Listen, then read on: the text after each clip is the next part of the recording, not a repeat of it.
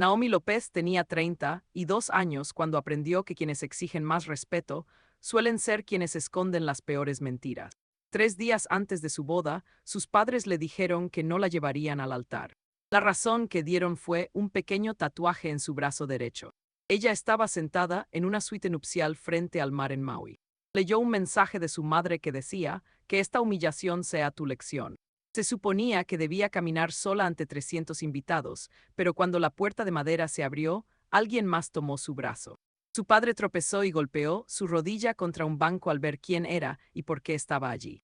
Él aún no sabía que el hombre que la acompañaba tenía la orden de desalojo de todo lo que decía poseer. Bienvenidos a Orura Vengeance, donde la oveja negra de la familia resulta ser quien tiene todas las pruebas. Si alguna vez los trataron como una carga mientras gastaban su dinero en secreto, esta historia es para ustedes. Dejen un comentario con su edad y cuéntenme desde dónde nos escuchan. Asegúrense de suscribirse. Ahora, volvamos 3 meses atrás, al día en que su familia decidió que un poco de tinta valía destruir una boda. Esto es lo que se siente ser el blanco de la familia, mientras trabajas como auditora forense en un grupo hotelero global. Dedicas 10 horas al día a desenredar empresas fantasma, encontrando dónde las cifras dejan de tener sentido. Luego vas a una cena familiar y finges no notar que tus padres viven del crédito. Ella es experta leyendo libros contables, mira una hoja de cálculo y te dice exactamente dónde está el ladrón. Pero durante años, desactivó esa habilidad cuando se trataba de su propia sangre. Esa ceguera terminó por completo dentro de una exclusiva boutique de novias en Honolulu. El aire acondicionado zumbaba con olor a ozono y seda fina mientras le ajustaban el vestido. Naomi se acomodó el cabello y la luz reveló el interior de su antebrazo derecho. Allí hay una pequeña cadena de números tatuada debajo del codo. Son las coordenadas del barco pesquero de su difunto abuelo Héctor. Fue el único en la familia López que la trató como ser humano y no como un objeto decorativo. Su madre dejó de leer la revista, se levantó del sofá y se cruzó de brazos. Sus ojos se clavaron en la piel de su hija. «Vas a borrar eso», dijo con voz plana y fría. «Si rechazas el láser, comprarás mangas de encaje grueso, pues no daremos explicaciones sobre tus decisiones de vida». Naomi mantuvo la postura relajada y le dijo que la tinta se quedaba y el vestido sería sin mangas. Su padre salió del área de espera, ajustándose los puños de un traje que ella sabía que compró a plazos. Miró su brazo como quien observa una mancha en un auto de lujo. Se acercó lo suficiente para que ella oliera su colonia pesada. «Ningún hombre respetable lleva una hija marcada al altar», dijo. «Lo borras o caminas sola». En ese momento parecía una disputa estética trivial, un choque predecible entre tradición y modernidad. Pero un auditor aprende pronto que la indignación teatral rara vez coincide con la ofensa real. La gente segura no sisea sobre respeto en público, la gente que oculta algo sí. Ella vio la vena saltando en el cuello de su padre y comprendió todo. El padre ajustaba sus puños, usando un traje comprado con deuda. Miraba su brazo como si fuera una mancha en un auto de lujo. Se acercó tanto que el olor de su perfume pesado inundó el aire. «Ningún hombre respetable lleva una hija marcada al altar», decía. «Bórratelo o caminas sola». Parecía una disputa trivial, un choque entre la tradición insular y sus decisiones modernas. Pero un auditor sabe que la indignación teatral rara vez coincide con la ofensa real. La gente segura no sisea sobre respeto en público, la gente que oculta algo lo hace. Al ver la vena saltando en el cuello de su padre, entendió el candado irrevocable. Él tuvo que ir al banco. Mirar a un empleado a los ojos, el tatuaje era solo una cortina de humo. Su repentina obsesión por la imagen familiar era una distracción ruidosa para desviar la mirada del verdadero problema. Desde el momento en que amenazaron con arruinar el día de su boda, ya habían puesto en marcha una trampa mucho más peligrosa. Su negativa a acompañarla al altar fue solo el primer movimiento en una partida de ajedrez muy calculada. 2 días después del enfrentamiento en la boutique nupcial, ella condujo hasta una florería en el centro de Honolulu para finalizar los arreglos. La tienda olía intensamente a tierra húmeda y flores de jengibre maltratadas. Se paró frente al mostrador de madera y redactó un cheque físico para el depósito. Era una forma anticuada de pagar, pero esa cuenta específica no tenía asociada ninguna tarjeta de débito. Se trataba de una cuenta heredada, y completar aquel cheque le pareció un gesto de tradición. Entregó el papel al dueño de la tienda, sonrió y salió al brillante sol de la tarde, sintiéndose por un momento como una novia normal. 24 horas después, el teléfono sonó. Ella estaba sentada en la isla de la cocina, revisando una evaluación de riesgos trimestral para su trabajo. Era la florista, su voz sonaba tensa e incómoda, como la de alguien que debe dar noticias vergonzosas. Le informó que el banco había devuelto el cheque por falta de fondos. Un escalofrío helado le recorrió la nuca. Como auditora forense, que gestiona libros contables de millones de dólares, ella nunca dejaba que un cheque rebotara. Se disculpó con la florista, atribuyéndolo a un error bancario, y finalizó la llamada. Abrió su computadora portátil y accedió a su portal bancario personal. El círculo de carga giró unos segundos antes de que apareciera el panel principal. Se desplazó más allá de sus cuentas corrientes y de ahorro hasta llegar al final de la pantalla. Ahí estaba, el fideicomiso irrevocable para la boda de Héctor López. El saldo era de $0, dejó de respirar al instante. No gritó ni lloró, simplemente se quedó congelada, mirando fijamente la pantalla blanca. $45,000 de su propio dinero, ahorrado meticulosamente, habían desaparecido. Para entender la gravedad de ese cero, hay que comprender cómo estaba estructurada esa cuenta específica.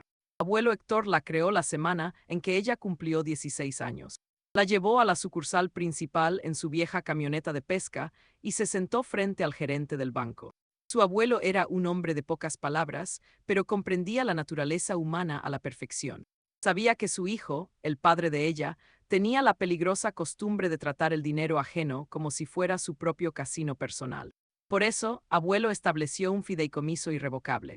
El padre figuraba como custodio legal solo porque ella era menor de edad en ese entonces. La naturaleza irrevocable significaba que los fondos estaban encerrados en una fortaleza legal. El custodio podía ver el saldo, pero no podía retirar un solo centavo sin que el beneficiario firmara físicamente ante un cajero. Ella hizo clic en el historial de transacciones. 2 días atrás, la misma tarde de la prueba del vestido, los $45,000 habían sido transferidos a un número de cuenta externo. Su padre no solo transfirió el dinero. Para saltarse el candado irrevocable, tuvo que ir a la sucursal, mirar a un empleado a los ojos y falsificar la firma de ella. Su propio padre acababa de cometer un delito federal grave para vaciar el fondo de su boda. La sensación física de la traición es difícil de describir. No se siente como una decepción, sino como tragar un puñado de grava. El padre estaba dispuesto a arriesgarse a ir a prisión solo para castigarla. Pero el momento elegido para el robo contaba una historia mucho más oscura. Y falsificar su firma en un retiro. Su propio padre acababa de cometer un delito federal para vaciar sus ahorros de boda. La traición física es difícil de explicar. No es desamor, se siente como tragar un puñado de grava suelta. Su padre arriesgaba prisión para castigarla. Pero el momento del robo contaba otra historia. Ocurrió horas después de la llamada de la tía Elena desde California. Ella dejó sonar el teléfono. Elena nunca llamaba un martes. Todo empezó con una pelea por un tatuaje. Fue la excusa perfecta para robar. El celular vibró sobre la encimera. Era un mensaje directo de su padre. El texto era claro, quería ser independiente y faltar al respeto, pues paga la boda. Ella leyó el mensaje 3 veces, analizando la estrategia manipuladora detrás de esas palabras. Era un chantaje disfrazado de lección de crianza, diseñado para que ella se quebrara. Esperaban que entrara en pánico al ver su cuenta en ceros y la boda arruinada. Querían una llamada llena de llanto, disculpas y súplicas por el dinero robado. El precio del rescate era su sumisión total ante ellos y sus exigencias. Tenía que cubrir su tatuaje, ocultarse bajo mangas largas y parecer una hija sumisa. Buscaban una novia aterrorizada y obediente, pero olvidaron a qué se dedica ella. Como experta en rastrear activos financieros, ella sabe que el dinero siempre deja rastro. Cada transferencia bancaria crea una huella digital que es fácil seguir si sabes buscar. Ella no respondió al mensaje ni perdió el tiempo llorando por la situación. Cerró Pinterest y abrió su software de auditoría encriptado. La novia dejó de existir. La investigadora tomó el control y comenzó a rastrear ese número de transferencia fraudulenta. Llamar a la policía habría significado perder el control de la situación y del tiempo. Ella no buscaba ayuda oficial, ella quería encontrar el dinero y ver el libro contable. Su padre no ahorró esos $45,000, decidió esconderlos muy bien. Mientras ella escribía códigos, el teléfono vibró de nuevo con una notificación de catering. Ignoró el aviso y poco después entró una llamada de su tía Elena en California. Elena nunca llamaba en martes, seguramente ya había hablado con su hermana Isabella. El mensaje de texto confirmaba que su tía estaba al tanto de la situación. Sus padres no solo atacaban su cuenta bancaria, también usaban a su hermana. Querían aislarla porque saben que una víctima sin apoyo es mucho más fácil de manejar. Isabella estaba moviendo sus hilos para distorsionar la realidad y contar otra historia. Ella minimizó el chat, ignoró los susurros y se concentró totalmente en su auditoría. Nada detendría el rastreo de esos fondos a través de los nodos bancarios detectados. Mientras la computadora seguía el rastro, el teléfono no paraba de recibir notificaciones. El plan para aislarla socialmente había comenzado oficialmente bajo la dirección de su hermana. Isabella, con 27 años, se había convertido en la arquitecta principal de este ataque. Por la tarde, un minuto después, un mensaje preguntaba si estaba bien, mencionando que acababa de hablar con su hermana menor, Isabella. Ella miró el mensaje. Sus dedos se detuvieron sobre el teclado, un nuevo frente en la guerra se abría.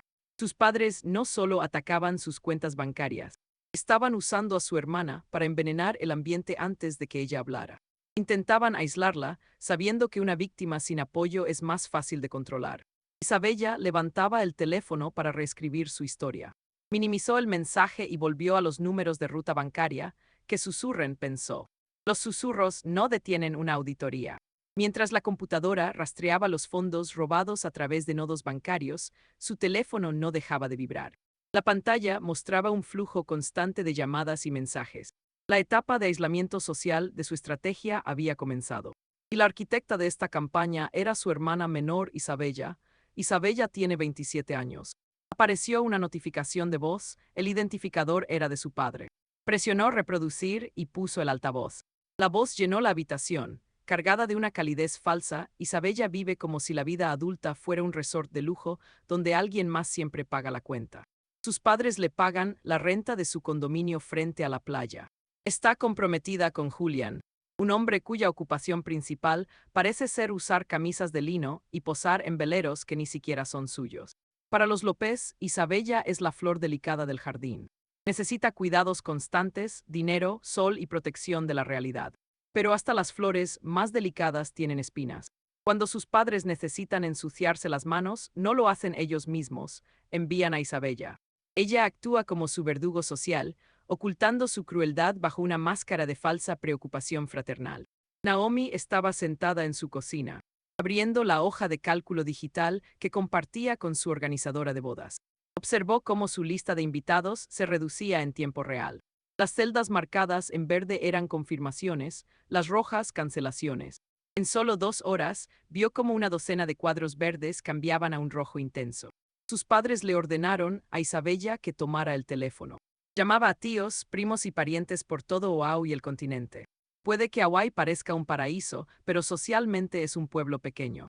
Los rumores vuelan más rápido que el viento. Isabella creó una mentira maestra, mezclando la verdad necesaria para que su ficción pareciera real. La tía Elena envió un texto resumiendo la historia que Isabella estaba tejiendo. Naomi leyó las palabras en su pantalla. Naomi, cariño, te quiero, pero Isabella me contó sobre tu episodio. No puedo tomar partido mientras trates así a tus padres y estés fuera de control. Un episodio. Se quedó mirando esa palabra, sugiriendo un colapso mental. Isabella le decía a toda la familia que su nuevo tatuaje era una marca de pandilla. Prueba de que Naomi estaba cayendo en una espiral de peligro, una historia digna de telenovela. Decía que Naomi sufría un colapso psicológico y extorsionaba a sus padres para financiar una vida errática y secreta. Contó que su padre tuvo que congelar sus cuentas y cortarle el apoyo para salvar sus ahorros de jubilación. La estrategia era brillante por su pura audacia. Estaban destruyendo su credibilidad antes de que pudiera defenderse. Si Naomi decía que su padre falsificó su firma para vaciar sus ahorros de boda, sonaría exactamente como la extorsionadora paranoica que Isabella describió. Le estaban cortando las líneas de apoyo una por una. Querían volverla tan tóxica que su prometido, David, y su familia comenzaran a dudar del matrimonio. El objetivo era acorralarla contra la pared. Sin invitados, sin dinero y con la reputación arruinada. Su única opción sería arrastrarse de vuelta con sus padres. Tendría que rogar por su bendición pública para limpiar su nombre. Si se rendía, ellos podrían jugar a ser los salvadores magnánimos que rescataron a la hija rebelde del borde del abismo. Su teléfono vibró con fuerza sobre la encimera. El identificador mostraba a Isabella. Naomi contestó sin decir nada. Naomi, estoy muy preocupada por ti, dijo ella al otro lado de la línea. Su voz destilaba un almíbar artificial que irritaba los nervios. Mamá y papá están destrozados por tu comportamiento. Estás destruyendo a esta familia por un garabatos en el brazo. ¿Están devastados, Isabella?, preguntó ella con voz neutra. Mantuvo el tono plano. Te mencionaron sobre la cuenta bancaria irrevocable. Dijeron que exigiste dinero y armaste un berrinche cuando te dijeron que no, respondió ella, pasando de la preocupación al regaño. Tienes que disculparte, Naomi. La gente habla, están muy preocupados por tu salud mental. Que hablen, respondió ella, colgó el teléfono y lo puso boca abajo sobre la mesa. Un error de principiante en cualquier conflicto es intentar pelear contra un chisme. Si te defiendes de una mentira, le das oxígeno. Validas la premisa falsa al participar en el debate. Ella se niega a seguir el papel asignado en su drama, dejó que Isabella hiciera ruido. En su profesión, ella aprendió a ver la conducta humana a través de datos. Cuando una ejecutiva de una firma hotelera arma un escándalo público por un pequeño error contable, casi siempre es una distracción. Un ruido fuerte en un departamento significa un robo silencioso en otro.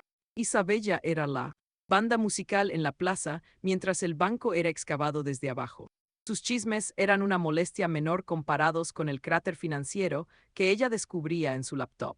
Los $45,000 robados tenían que caer en algún lado. El dinero no se evapora en el aire tropical. Deja una cicatriz digital permanente. Ella bebió el último sorbo de café frío y volvió a concentrarse en el software de auditoría cifrado. El algoritmo que diseñó para rastrear la secuencia finalmente encontró una coincidencia. La barra de progreso brilló en verde, indicando un rastro exitoso. Los fondos de su cuenta de boda habían sido transferidos a una empresa fantasma corporativa registrada en Delaware. El nombre de la empresa era una mezcla aleatoria de letras y números para parecer una firma genérica. Era una clásica fachada corporativa. Ella se tronó los dedos y se preparó para entrar al registro corporativo de Delaware para destapar las capas de la empresa. Necesitaba ver qué nombre aparecía en los documentos de incorporación. Pero antes de que sus dedos tocaran el teclado, el teléfono sonó de nuevo. Era un tono diferente, un repique profesional y agudo. Ella giró el teléfono. El identificador mostraba el nombre de la directora regional del grupo hotelero global donde trabajaba, su jefa. Ella nunca llamaba al celular personal fuera de horario a menos que fuera una emergencia crítica.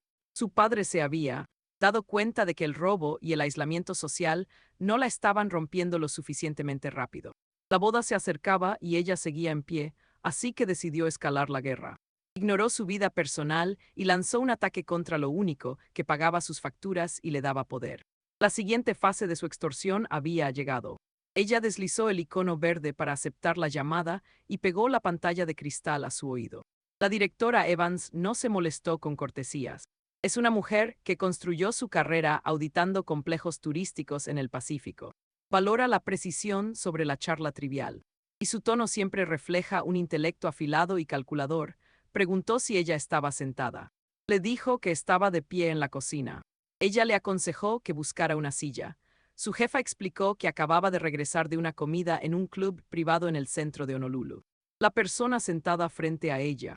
El mantel de lino blanco frente a ella pertenecía a su padre, Wendell López. Para entender la audacia de esta reunión, hay que ver el negocio de su padre. Él dirige una firma de bienes raíces comerciales de nivel medio en la isla. Su empresa alquila oficinas y almacenes al mismo conglomerado hotelero que emplea a ella. Él depende totalmente de esos contratos corporativos para mantener su vida de lujo. Le gusta fingir que es igual a los directores, pero solo es un terrateniente local. La directora Evans relató la conversación con su tono objetivo habitual. El padre de ella pidió un whisky de alta gama y un corte de carne caro. Se inclinó sobre la mesa y sacó a colación el nombre de ella por falsa preocupación. Pintó un cuadro de una hija que atraviesa una severa crisis psicológica. Usó palabras como errática, impredecible e inestable para describir a su propia hija. Sugirió a la jefa que darle acceso a datos financieros era un riesgo grave. Dijo que ella tomaba malas decisiones de vida y perdía el contacto con la realidad. Él usaba sus conexiones de negocios como arma para amenazar el sustento de ella. El padre sabía que la campaña de desprestigio de su hermana solo dañaba su vida personal. Isabella podía poner a la familia en contra, pero eso no la dejaría sin dinero. Él necesitaba atacar los cimientos de la independencia de su hija. En el mundo de la auditoría, la estabilidad mental y la confianza lo son todo.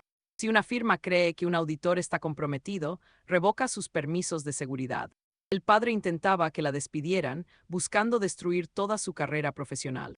Por fortuna, la directora Evans no es una tonta y valora los hechos reales.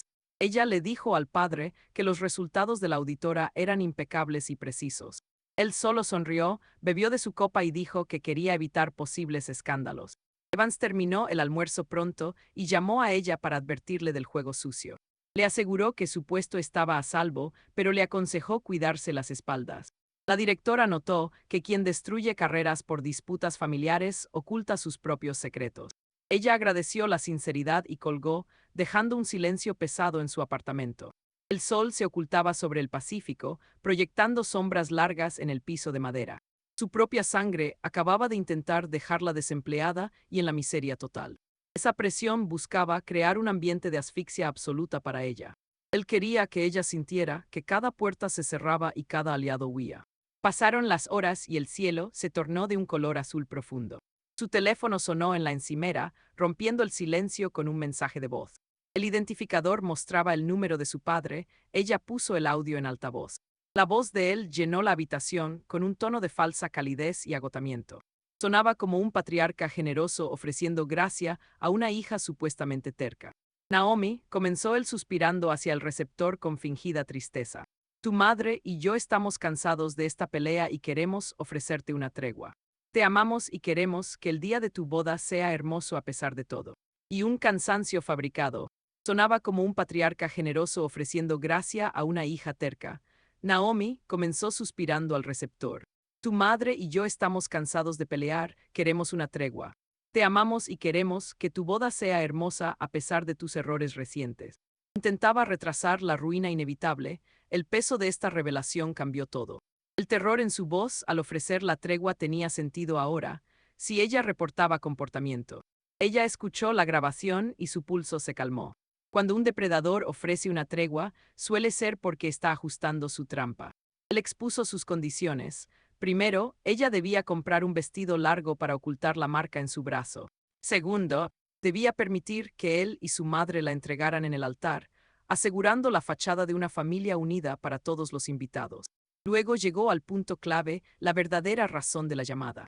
Con naturalidad, mencionó unos documentos sobre su escritorio de caoba. Los llamó un formulario rutinario de sucesión. Dijo que era solo un trámite legal para transferir los fondos de la boda a Isabella para su propia ceremonia. Como ella estaba siendo tan independiente y pagando todo por su cuenta, argumentó que claramente ya no necesitaba ese dinero. Firmar el papel, ocultar la marca y la familia volvería a estar bien. El mensaje terminó con un clic. Ella se quedó en la cocina a oscuras, dejando que sus palabras resonaran.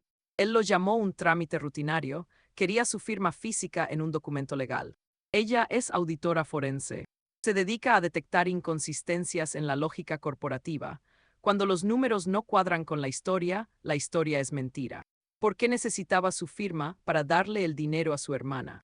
Él ya había tomado el dinero, 2 días antes entró al banco. Falsificó su firma en un retiro y envió los fondos a una cuenta externa. El efectivo ya no estaba. ¿Por qué entonces la urgencia de que ella firmara ese papel? La revelación la golpeó como un impacto físico. Falsificar una firma mueve el dinero, pero no altera el estatus legal de un fideicomiso irrevocable. El banco seguía reconociendo a Naomi López como la única dueña de esos fondos.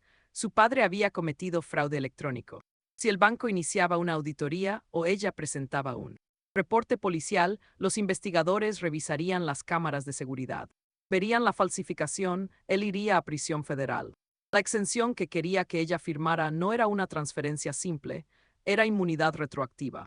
Intentaba engañarla para que firmara algo que legalizara su crimen después de cometido.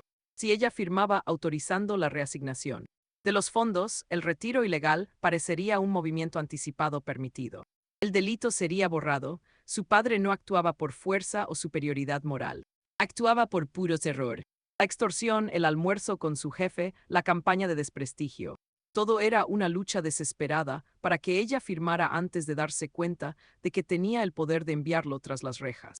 Debía quebrarla porque tenía su destino en sus manos. Ella abrió su portátil, la pantalla iluminó la cocina oscura. El rastreo que inició reveló la empresa fantasma en Delaware, donde habían depositado los fondos de su boda. Si su padre estaba así de aterrado por un robo de $45,000, había una verdad mucho más oscura dentro de esa compañía. Ella debía quitar el velo corporativo, debía ver los datos. Dejó de abrir correos sobre arreglos florales y menús de catering.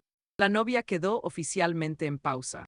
Empezó a tratar a su propia sangre como a una entidad corporativa bajo investigación federal activa. Bebió un vaso de agua fría y miró el tatuaje en su brazo derecho. En el brazo, la tinta marca las coordenadas exactas de un punto perdido en el Pacífico. Cierro los ojos y vuelvo a ese verano, cuando tenía 14 años. Mi abuelo Héctor me llevaba en su viejo pesquero antes de que saliera el sol.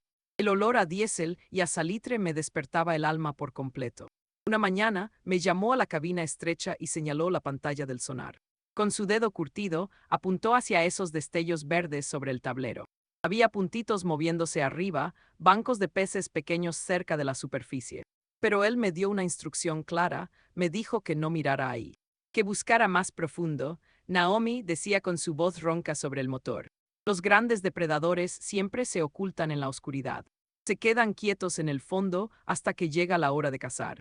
Aprendí a leer el agua como ahora leo estados financieros. Mi tatuaje es recordatorio. No me dejaría distraer por el ruido y los chapoteos en la superficie. El escándalo por mi imagen y los ataques en redes eran solo anzuelos.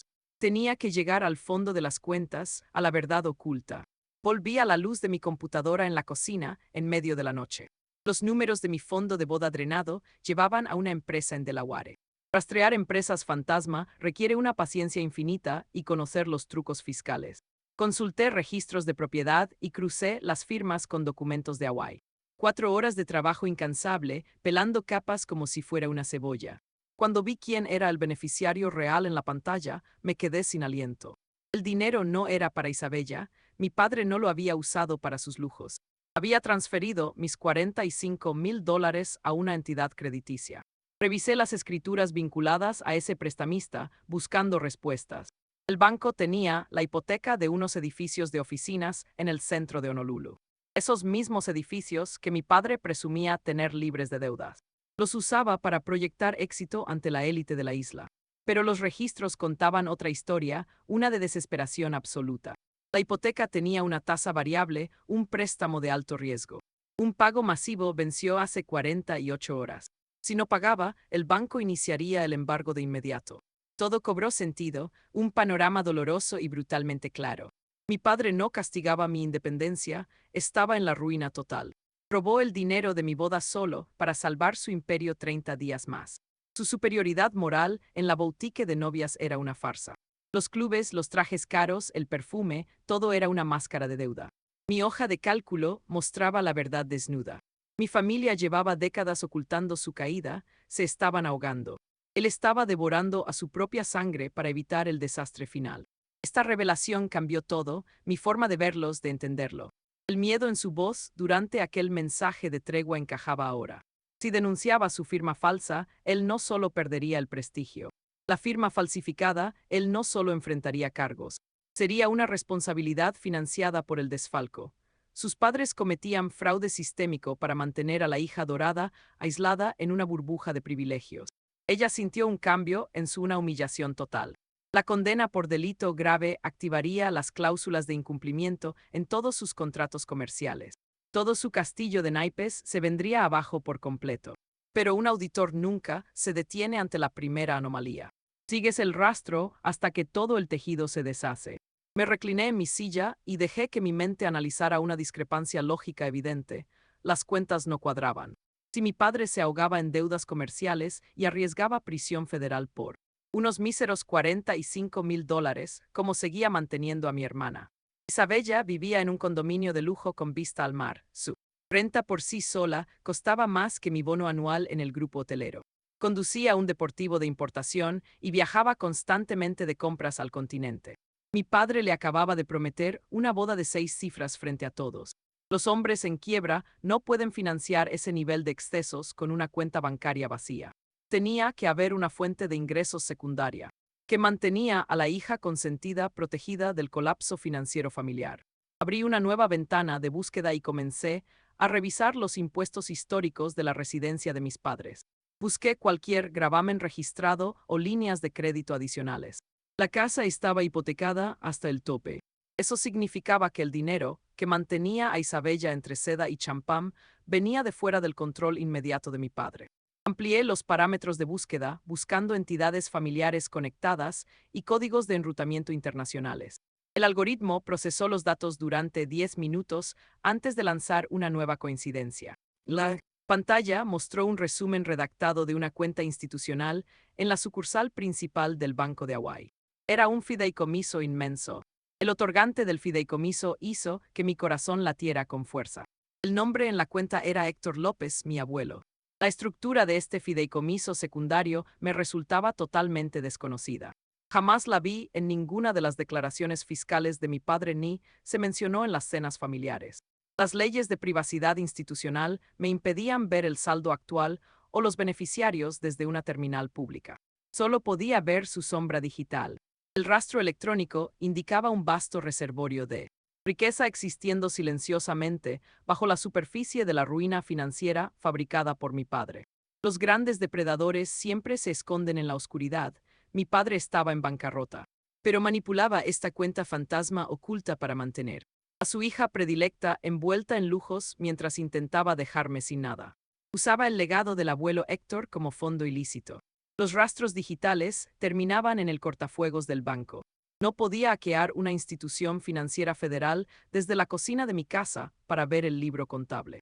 Necesitaba los documentos originales. Necesitaba el rastro en papel intacto que estableciera los términos exactos de la herencia de Héctor López. Cerré mi laptop y me levanté en la cocina silenciosa. Un recuerdo brilló en mi mente, nítido y claro. Recordé un objeto pesado presionando mi palma días antes de que mi abuelo falleciera. Una llave de bronce deslizándose en mi bolsillo acompañada de una promesa susurrada. Me dijo que la guardara bien y esperara a que cambiara el clima. El clima ya había cambiado. Fui a mi habitación y abrí la pequeña caja de joyas en mi cómoda. Sabía exactamente dónde estaban las respuestas. Estaban enterrados y esa persona tenía la única llave para revelarlos. Sentado al borde de la cama, sostenía un pequeño joyero de madera. Dentro, reposando sobre un terciopelo desgastado, descansaba una pesada llave de latón unida a una cadena opaca. El metal se sentía helado contra su palma. Cerró los ojos, dejando que el recuerdo de aquel día volviera. El abuelo Héctor estaba postrado en una habitación de hospital, blanca y estéril. El siseo rítmico del ventilador llenaba el ambiente. Pidió a las enfermeras que salieran, quería hablar a solas. Su piel lucía pálida y su respiración era un hilo, pero sus ojos oscuros conservaban una mirada aguda. Extendió una mano temblorosa y puso la llave exacta en su palma. Guárdala para cuando cambie el tiempo, susurró. Su voz era frágil, pero su orden fue contundente. Esa persona tenía 22 años en aquel momento, no hizo preguntas. Solo asintió, guardó la cadena en su bolsillo y juró protegerla. Durante una década entera, permaneció olvidada en su apartamento como un centinela silencioso. Ahora era una bomba de tiempo. Condujo por las concurridas calles del centro de Honolulu. El sol de la mañana se reflejaba en los modernos rascacielos de cristal. Los turistas, con sus camisas floreadas, caminaban por las aceras, ajenos a la guerra financiera que estallaba a pocas cuadras. Entró en el estacionamiento subterráneo de la sucursal principal del Bank of Hawaii. Pasar del calor húmedo tropical al aire acondicionado estéril del banco le provocó un escalofrío. Se acercó a la recepción principal y presentó su identificación junto a la llave de latón. El gerente de la bóveda, un hombre estoico de cabello plateado, verificó sus credenciales en absoluto silencio. Caminaron pasando las pesadas puertas de acero pulido, bajando por un pasillo hacia la bóveda subterránea. El aire allí abajo olía a metal tratado y papel viejo. Era el aroma inconfundible de los secretos enterrados. El gerente usó su llave maestra junto a la suya para abrir un cajón rectangular. Sacó la caja metálica, la llevó a una sala de consulta privada y cerró la pesada puerta, dejándolo a solas. Se sentó ante la pequeña mesa de caoba en el centro. El silencio era absoluto. Desabrochó la tapa metálica y la abrió. Dentro no había pilas de oro ni joyas ocultas. Para un auditor forense, lo que allí reposaba tenía un valor incalculable. La caja contenía fajos de documentos legales impresos en papel de archivo de alta calidad. Sacó la carpeta principal y la extendió sobre la mesa. El encabezado grabado decía: Fideicomiso maestro de la familia López.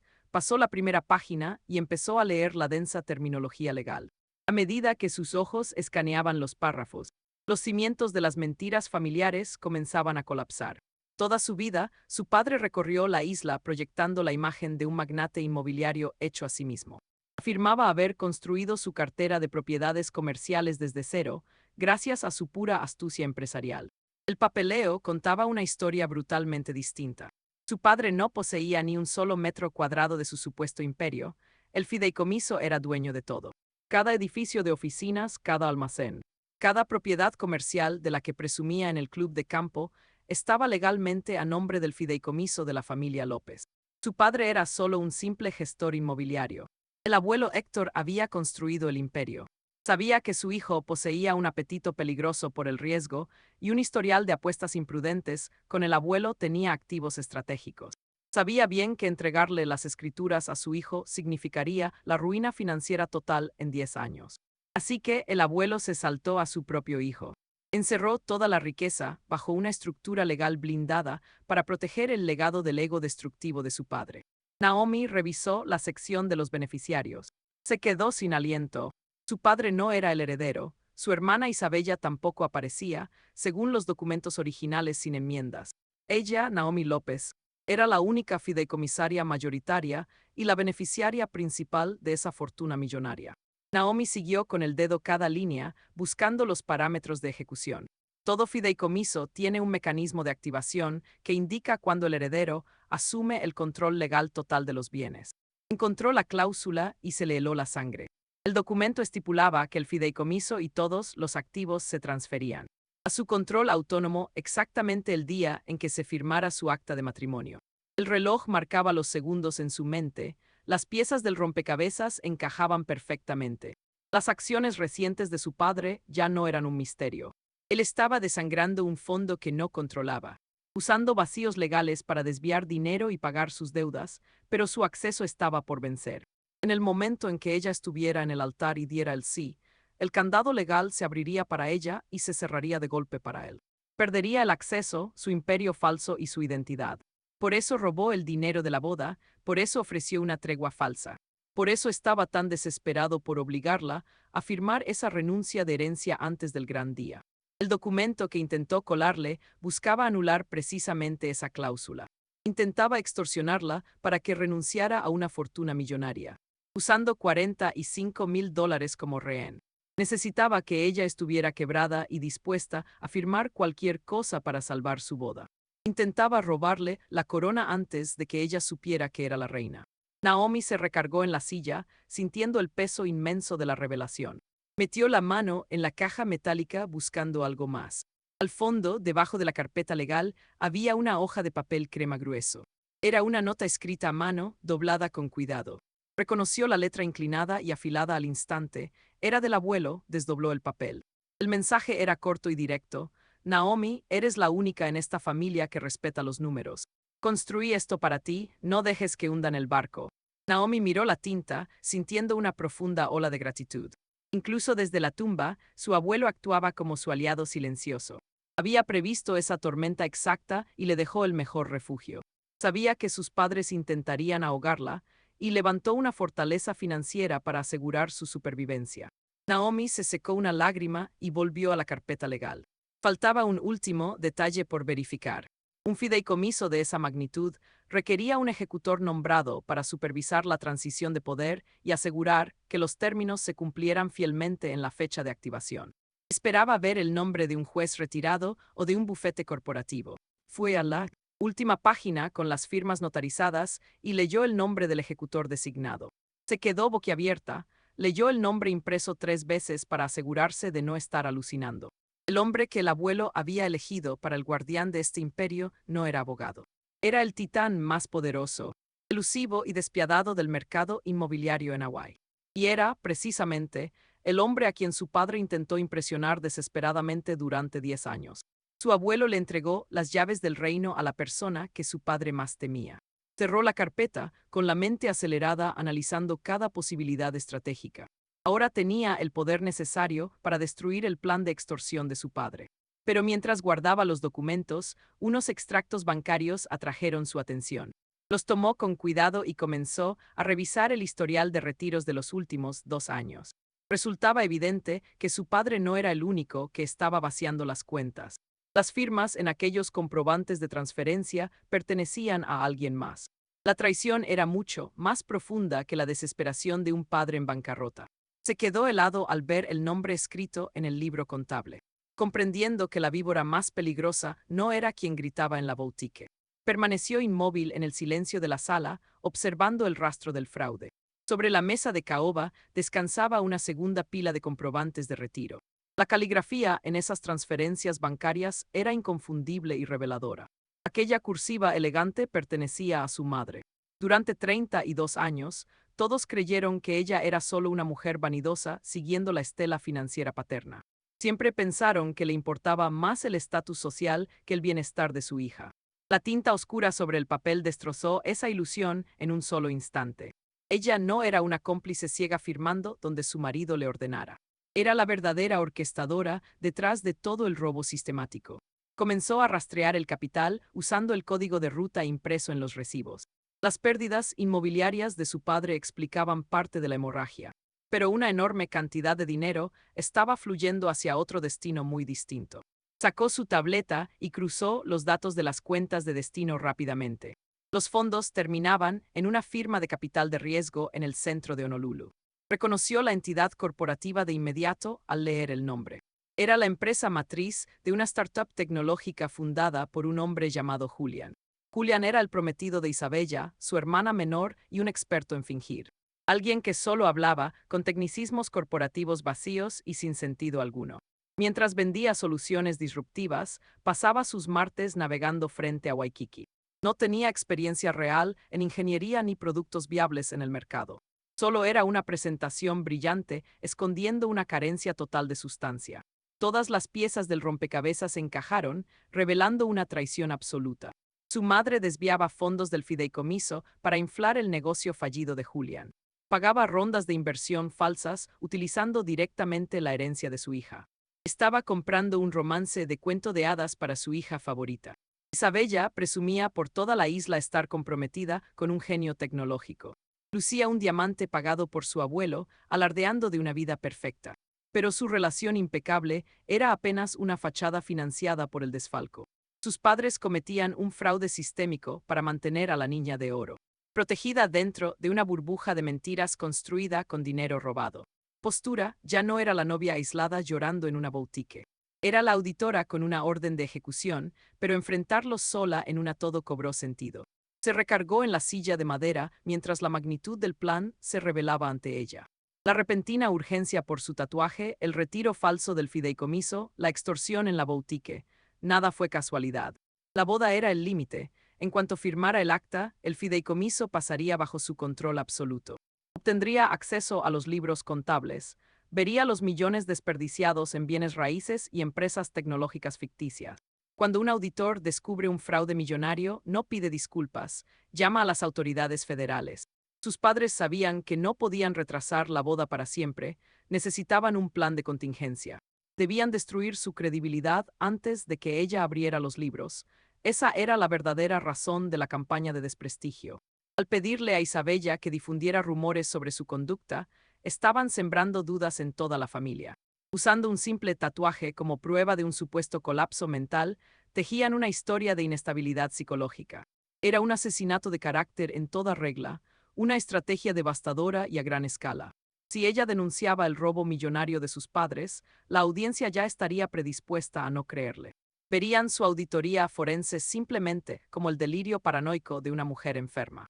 Sus propios padres orquestaban un gaslighting corporativo contra su hija mayor. Necesitaban que pareciera inestable para que nadie confiara en las cifras que ella presentaba.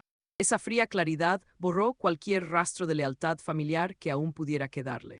Una madre sacrificando a su hija mayor por un estilo de vida de falsa millonaria para la menor. Un padre arriesgando ir a prisión federal solo para mantener un imperio comercial vacío. Ellos creyeron que ella era un objetivo emocional, alguien a quien manipularían con culpa y vergüenza.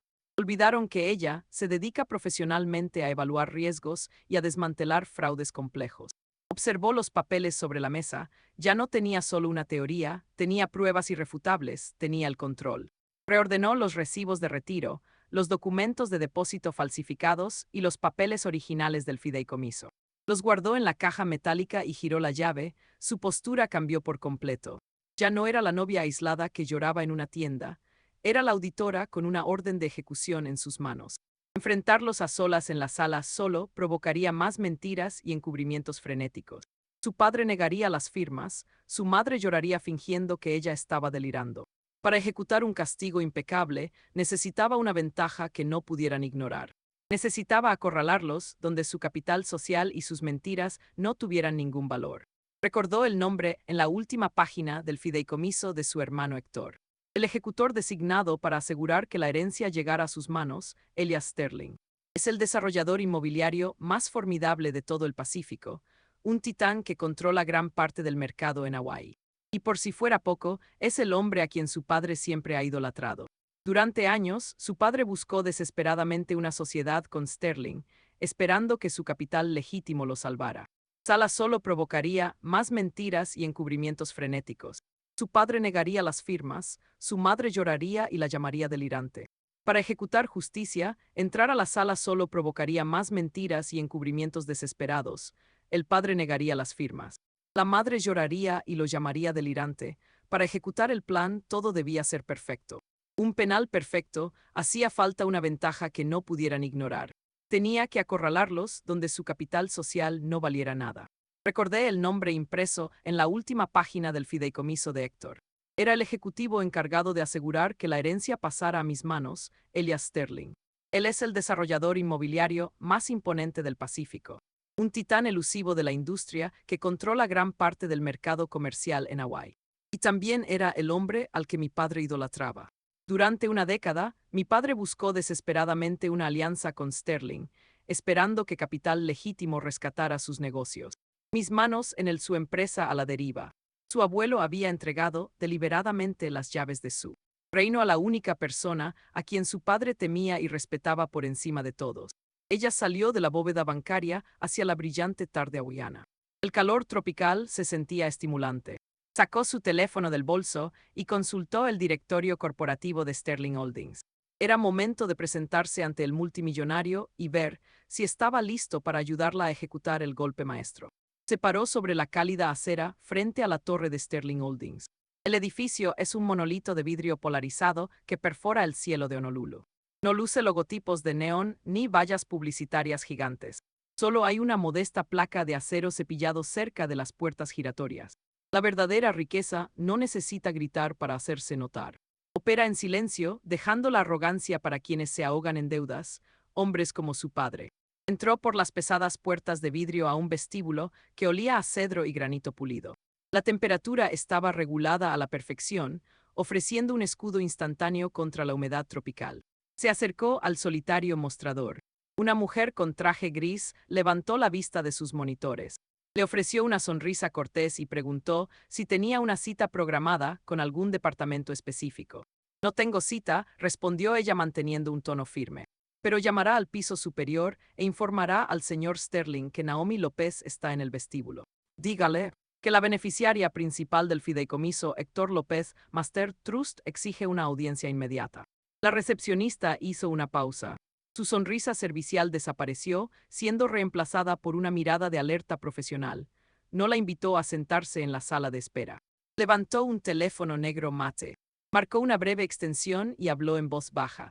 Menos de 30 segundos después, se levantó y la escoltó a un ascensor privado de uso exclusivo para ejecutivos. Pasó una tarjeta de seguridad y las pesadas puertas de acero se cerraron. El ascensor ascendió suavemente sin emitir un solo sonido. Al abrirse las puertas, ella entró en la suite del ático. Todo el piso era un amplio concepto abierto rodeado de ventanas de piso a techo, con una vista panorámica ininterrumpida del Océano Pacífico. Sentado tras una vasta losa de madera, de estaba Elias Sterling. No parecía una caricatura corporativa. Llevaba una camisa blanca impecable con las mangas arremangadas, dejando ver piel curtida y una leve cicatriz cerca de su muñeca. Su cabello plateado estaba bien recortado y sus ojos oscuros irradiaban un intelecto calculador e intenso. Él es el esquivo titán de la industria isleña, el hombre que dicta el flujo del capital comercial en todo el estado. Es también la figura que su padre ha intentado impresionar durante toda una década. Elias se puso de pie al verla acercarse, no ofreció un saludo condescendiente ni preguntó si quería café. Señaló la silla de cuero frente a su escritorio y volvió a sentarse. Entiendo que has estado ocupada revisando los libros contables. Naomi, dijo él, su voz era profunda y resonante, con la cadencia pausada de quien dicta su propio horario. Héctor siempre dijo que encontrarías el camino a la bóveda tarde o temprano. Ella no perdió el tiempo en cortesías. Abrió su portafolio de cuero y comenzó a organizar los documentos sobre la madera pulida. Sobre la madera, desplegó los registros bancarios, las actas de las empresas fachada y los códigos de transferencia que delataban los movimientos ocultos de su madre. Colocó el pagaré falsificado con una firma imitada. Justo en el centro de la mesa, presentó su auditoría. Explicó aquel pago exorbitante que amenazaba las propiedades de su padre. Detalló cómo su madre desviaba fondos para inflar la startup tecnológica de Julian. También expuso la campaña de desprestigio diseñada para arruinar su reputación antes de su boda. Habló durante 10 minutos seguidos, exponiendo el fraude sistémico que sus padres habían orquestado. Esperaba que el multimillonario mostrara algo de sorpresa o, al menos, indignación. Elias no parpadeó. Su rostro permaneció impasible, tomó el pagaré falso y examinó la tinta. Sus ojos se volvieron de hielo. Su aritmética es impecable, murmuró al dejar el papel. Pero a su auditoría le falta un dato crucial. Desbloqueó un cajón y sacó una carpeta gruesa, lanzándola sobre la mesa junto a las pruebas. Su padre no solo robó el fondo de su boda, explicó Elias. Hace 3 semanas, Wendell se sentó en esa misma silla donde usted está ahora. Sudaba frío. Suplicó a la firma por un préstamo puente de emergencia para salvar sus propiedades de la ejecución. Le pregunté qué garantía ofrecía. Presentó un poder legal fabricado, alegando tener control total sobre el fideicomiso maestro de Héctor López. Un escalofrío le recorrió la espalda. Su padre no solo le robó, sino que intentó usar su herencia para estafar al desarrollador más implacable de la isla. Sabía que Wendell mentía, Elias continuó. Yo redacté el fideicomiso original con su abuelo, soy el ejecutor designado. Sabía que su padre no tenía autoridad para comprometer ni un centavo de esos activos, pero mis manos estaban atadas. Las leyes fiduciarias y las estrictas cláusulas de confidencialidad que Héctor exigió le impidieron intervenir. El fideicomiso prohibía revelar su existencia hasta la fecha de su boda o hasta que usted buscara el contacto por voluntad propia. Tuve que ver cómo su padre intentaba cometer un fraude masivo contra mi firma sin poder decir una palabra. Elias se inclinó hacia adelante. Dejó que Wendell creyera que el préstamo estaba en proceso de aprobación. Le dio largas, prolongando el trámite para dejar que el pánico hiciera su trabajo. Elias sabía que la presión forzaría a su padre a cometer un error desesperado. Esperaba a que la presa se moviera. Elias desvió la mirada hacia su brazo derecho, fijándose en la serie de números tatuada bajo el codo. Los labios le temblaron, formando una extraña y auténtica sonrisa. Héctor y yo solíamos salir en ese bote más allá del arrecife, dijo Elias con suavidad. Nos sentábamos en la oscuridad esperando la pesca de profundidad. Me dijo que su nieta tenía una columna de acero. Decía que usted era la única persona de su sangre que respetaba más la verdad que la ilusión. Él sabía que Wendell intentaría robar su legado, por eso me nombró ejecutor. Necesitaba un tiburón para custodiar la bóveda hasta que estuviera lista. Todo cambió al mirar al multimillonario, ya no estaba librando esta guerra solo. Había entrado al ático buscando protección legal, pero encontró a un depredador listo para atacar. Elias endureció la voz, volviéndose frío y letal. Tu padre intenta robar tu herencia y estafar a mi empresa. Elias endureció la voz, volviéndose frío y letal. Tu padre intenta robar tu herencia y estafar a mi empresa. Hombres que falsifican firmas y mienten requieren un tipo de corrección muy específica. Vamos a mostrarle a Wendell lo que sucede cuando alguien hace enojar al auditor. Pasaron las siguientes 2 horas trazando un contraataque. No bastaba con llamar a las autoridades y presentar una denuncia policial. Un arresto silencioso permitiría que su madre y su hermana inventaran una nueva historia. Jugarían a ser víctimas, alegando que su padre actuó solo. Encontrarían la forma de mantener su estatus social y desviar toda la culpa. Para ejecutar un castigo real, necesitaban un público. Debían despojarles de esa fachada de riqueza ante la misma sociedad que ellos adoraban. Necesitaban atraerlos a un escenario público donde sus mentiras no tuvieran ningún valor. Pero para cerrar esa trampa, sus padres debían sentirse victoriosos. Los depredadores solo entran en la jaula cuando creen que han acorralado a su presa. Si los enfrentaba ahora, levantarían sus escudos y escaparían. Tenía que bajar sus defensas y convencerlos de que su extorsión había funcionado. Elias le entregó un sobresellado con el borrador de un aviso de desalojo. Le pidió mantenerlo oculto hasta el momento exacto en que la música se detuviera. Empacó su portafolio de cuero y se puso de pie para abandonar el ático. Una extraña energía electrizante le recorría el pecho. Tenía instrucciones claras y el respaldo de un titán financiero. Pero la siguiente fase de la estrategia exigía la tarea más dolorosa de su vida. Tenía que salir de esa torre de cristal negro y rendirse. Debía caminar fuera de la torre, conducir a su apartamento y fingir rendición. Tenía que llamar a sus padres, decirles que habían ganado y comprar un vestido de mangas largas. Necesitaba cubrir la tinta de su brazo para ocultar la evidencia. La venganza definitiva requería una actuación de sumisión impecable. Las puertas de la torre de cristal se cerraron tras él, cortando el aire fresco del lobby. Las puertas de la torre de cristal se cerraron tras él, cortando el aire fresco del lobby de Elias Sterling. Caminó bajo la humedad opresiva de Honolulu, cargando su portafolio lleno de munición financiera. Para atrapar a un depredador, primero debes convencerlo de que ha ganado. Sus padres necesitaban sentirse victoriosos, intocables y profundamente arrogantes. Debía ejecutar una fase de falsa sumisión que le revolvía el estómago. Sus padres operaban bajo puro pánico y desesperación. Se ahogaban en deudas, ocultando millones en fondos robados y usando a su hermana para difamar. Si mostraba resistencia, seguirían peleando; si guardaba silencio, sospecharían. La única forma de bajar su guardia era dejar que vieran su colapso. Necesitaba entregarles una victoria fabricada a medida. Condujo directamente desde el ático del multimillonario hacia una clínica cosmética en el distrito Ala Moana. Condujo directamente desde el ático del multimillonario hacia una clínica cosmética en el distrito Ala Moana. Se acercó a la recepción y pidió un folleto informativo. Ella le entregó un tríptico brillante, detallando el doloroso proceso de eliminación de tatuajes con láser. El folleto mostraba un procedimiento estéril. Imágenes médicas y letras llamativas prometiendo un borrón y cuenta nueva. Guardó el folleto. Lo metió en su bolso y condujo de vuelta al apartamento. Sabía que su madre iba a pasar a dejar una caja con tarjetas de confirmación que habían llegado por error a su casa de la infancia. Puso el folleto brillante justo en medio de la isla de la cocina, junto a una taza de café a medias y un pañuelo arrugado. Parecía el escenario perfecto de una decisión agónica y derrotada. Cuando su madre llegó una hora después, apenas tocó antes de empujar la puerta y entrar. Entró al apartamento cargando la caja de cartón, con una postura rígida y crítica. Dejó la caja y sus ojos escanearon de inmediato todas las encimeras. Ella tiene un talento natural para observar una habitación y encontrar cualquier punto débil. Tardó menos de 10 segundos en ver el folleto. Ella la observaba desde la sala, fingiendo estar ocupada con una pila de invitaciones de boda. No dijo ni una palabra. Dejó que el silencio se alargara, permitiendo que su madre procesara la evidencia visual de esa rendición. Ella tomó el folleto y leyó las letras grandes. Una sonrisa lenta y satisfecha se dibujó en su rostro. La tensión en sus hombros se desvaneció. El pánico que había estado alimentando su comportamiento cruel desapareció al instante, reemplazado por un aura enfermiza de triunfo materno.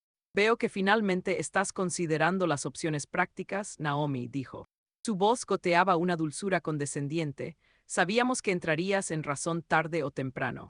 Es solo parte de crecer y entender lo que la familia exige. Ella mantuvo la cabeza baja, fingiendo estudiar los sobres.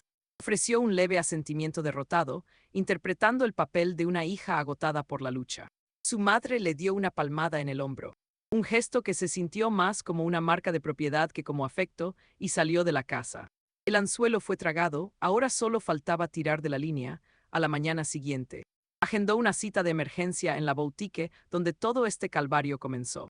La modista la miró confundida cuando exigió un rediseño radical. pidió que le añadieran mangas largas de encaje opaco a su vestido. La tela era gruesa, tupida y totalmente inadecuada para una boda tropical al aire libre. Fue diseñada específicamente para cubrir toda su piel desde la clavícula hasta las muñecas. Se paró sobre el pedestal usando el vestido modificado mientras la costurera ajustaba el pesado encaje.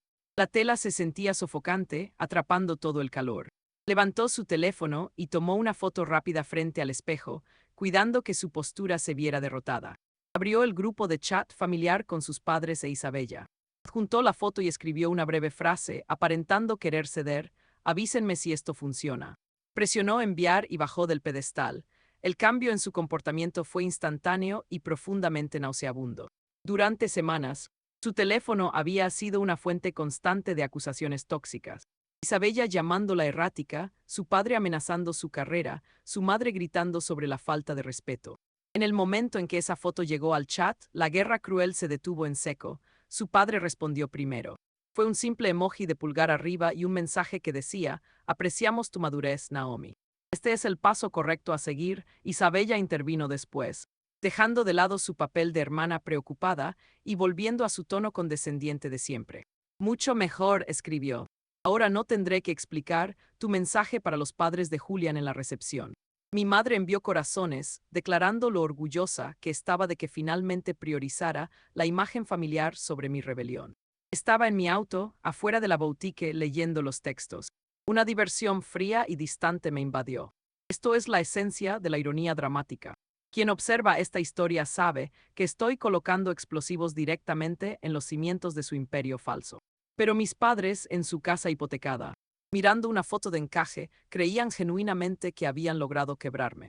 Bajaron la guardia por completo, pensaron que mi silencio era sumisión. Asumieron que ocultar mis tatuajes significaba miedo a perder su aprobación.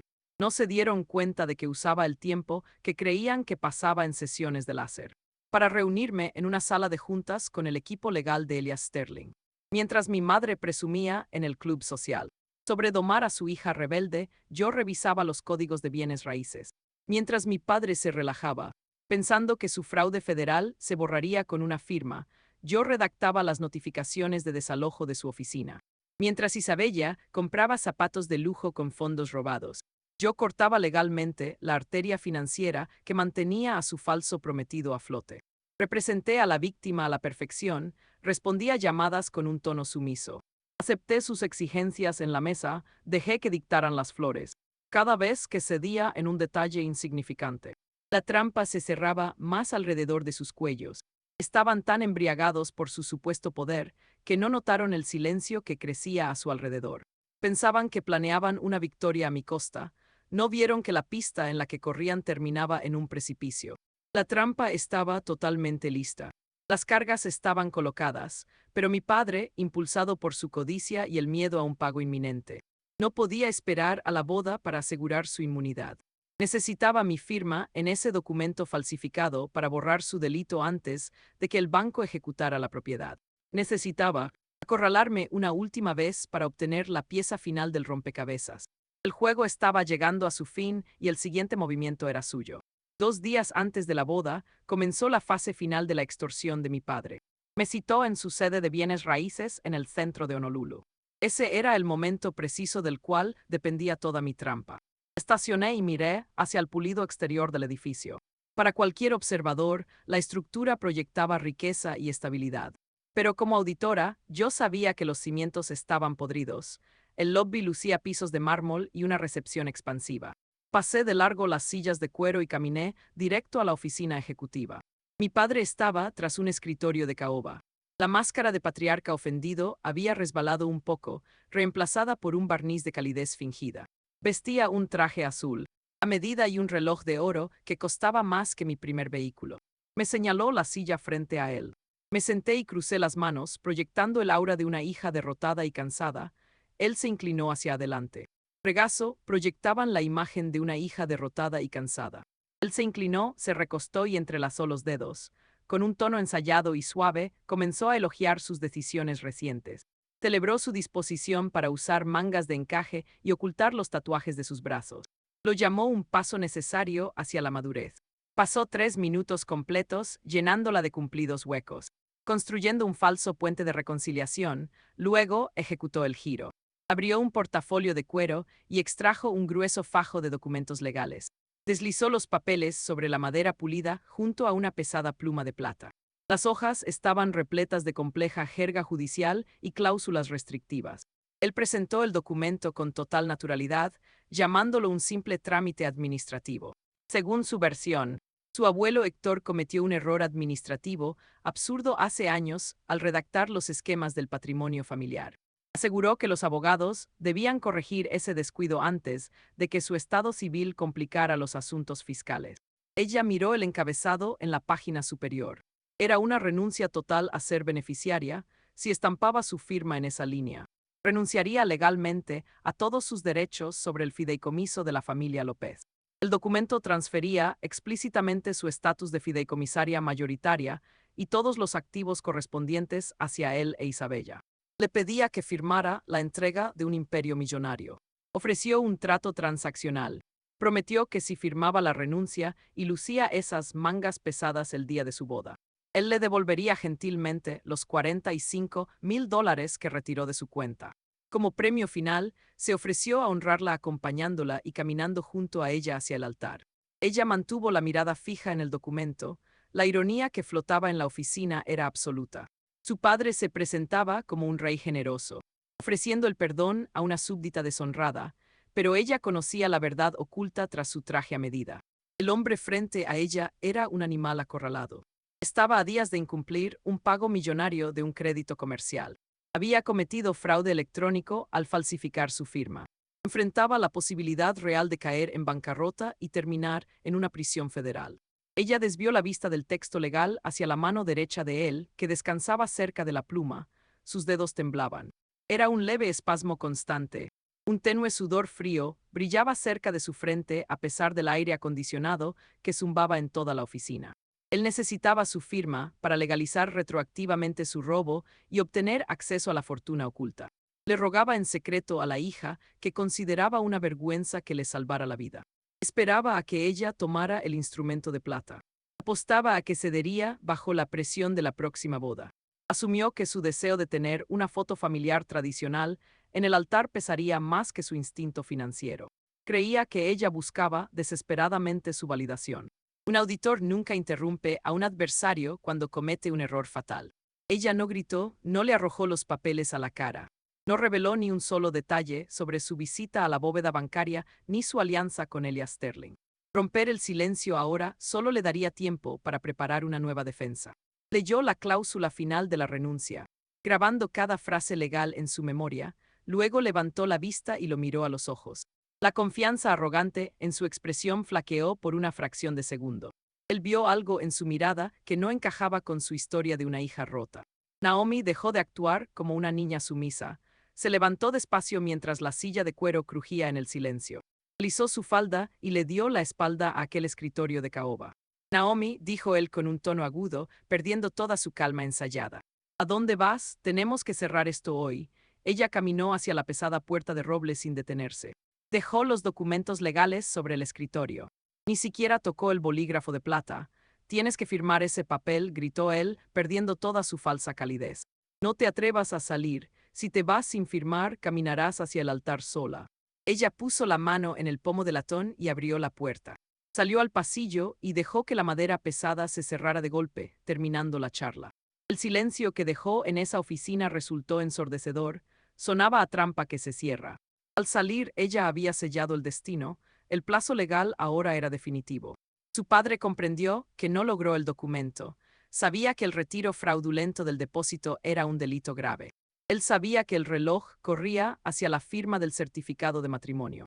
Eso activaría la transferencia total del fideicomiso a manos de ella. Mientras bajaba en el ascensor hacia el vestíbulo, Naomi sintió cómo la tensión cambiaba. La fase de sumisión fingida había terminado. Su negativa a firmar obligaría a sus padres a entrar en pánico. Tenían 48 horas para romper su voluntad antes de que la boda los arruinara. No esperarían al día de la boda para atacar. La siguiente cita era la cena de ensayo en Waikiki. Ella sabía que su padre usaría ese evento público para tenderle una emboscada. Esperaba que, ante la audiencia, ella se viera obligada a rendirse. la verdadera guerra apenas comenzaba. La víspera de la boda, el cielo sobre Waikiki se tiñó de violeta y naranja intenso. La cena ocurrió en un pabellón al aire libre, en uno de los hoteles más históricos de la isla. Los faroles entre los árboles proyectaban una luz dorada sobre los manteles blancos. El aire olía a cerdo asado, jengibre y a la sal del Océano Pacífico. Era un entorno hermoso, pagado completamente por los padres de David, su prometido. David es biólogo marino y estudia las corrientes de las profundidades. Él sabe leer perfectamente las mareas ocultas bajo una superficie tranquila. Conocía cada detalle del fraude, el fideicomiso secreto y la alianza con Elias Sterling. Eran un frente unido. La familia de él construyó una empresa logística exitosa en Maui hace décadas. Son personas sencillas y amables que no necesitan presumir de su legado. No alquilan autos de lujo para impresionar ni alardean de sus inversiones en clubes privados. Su padre los despreciaba porque poseen la riqueza real que él fingió tener toda su vida. Sus padres llegaron al pabellón media hora tarde, asegurándose de que todos notaran su entrada. Su madre lucía un vestido de seda rígido, con una postura tensa y forzada. Su padre caminaba a su lado, proyectando una sonrisa falsa y agotadora. Isabella iba detrás, aferrada al brazo de Julián. Se sentaron en su mesa asignada, irradiando una energía tóxica y frenética. Su padre se estaba consumiendo en su propio pánico silencioso, asegurándose de que todos siguieran su entrada. Mi madre vestía un traje de seda rígido, con postura inamovible. Mi padre caminaba a su lado con una sonrisa artificial y forzada. Isabella venía detrás, aferrada al brazo de Julián. Se sentaron en la mesa familiar, irradiando una energía tóxica y frenética. Mi padre hervía en un pánico silencioso. El intento de extorsión en la oficina fracasó. Ella salió sin firmar el documento. El sujeto quedó expuesto por un delito federal grave. Sabía que su poder se desvanecía. Al ver que el tiempo se agotaba, decidió trasladar el conflicto del ámbito privado al público. Si no podía doblegarla a puerta cerrada, usaría la humillación para someterla. Todo frente a su nueva familia. La cena terminó y el personal sirvió champaña. Thomas, el padre de David, se puso de pie y dio un discurso sincero. Habló sobre la importancia del respeto mutuo y de construir una base sólida. Levantó su copa y el pabellón estalló en aplausos cálidos y genuinos. Justo cuando Thomas se sentaba, el padre de ella empujó su silla con fuerza. Las patas de metal rasgaron el suelo de piedra. No pidió permiso para hablar. Caminó directo al frente, tomó el micrófono y el sonido chilló con fuerza. Los invitados se estremecieron. Él golpeó el metal y aclaró su garganta. Su sonrisa era tensa, casi depredadora. Comenzó hablando sobre el honor familiar. Se extendió sobre la carga de llevar el apellido López y dar un buen ejemplo. Las palabras sonaban nobles a lo lejos, pero estaban cargadas de veneno. Cada frase era un ataque disfrazado contra su carácter. Planeaba una ejecución pública. Entonces llegó el momento del giro. Se giró, alejándose de David y de ella. Señaló directamente a la mesa donde estaba sentada su hermana. Anunció que la velada tenía un segundo motivo para celebrar.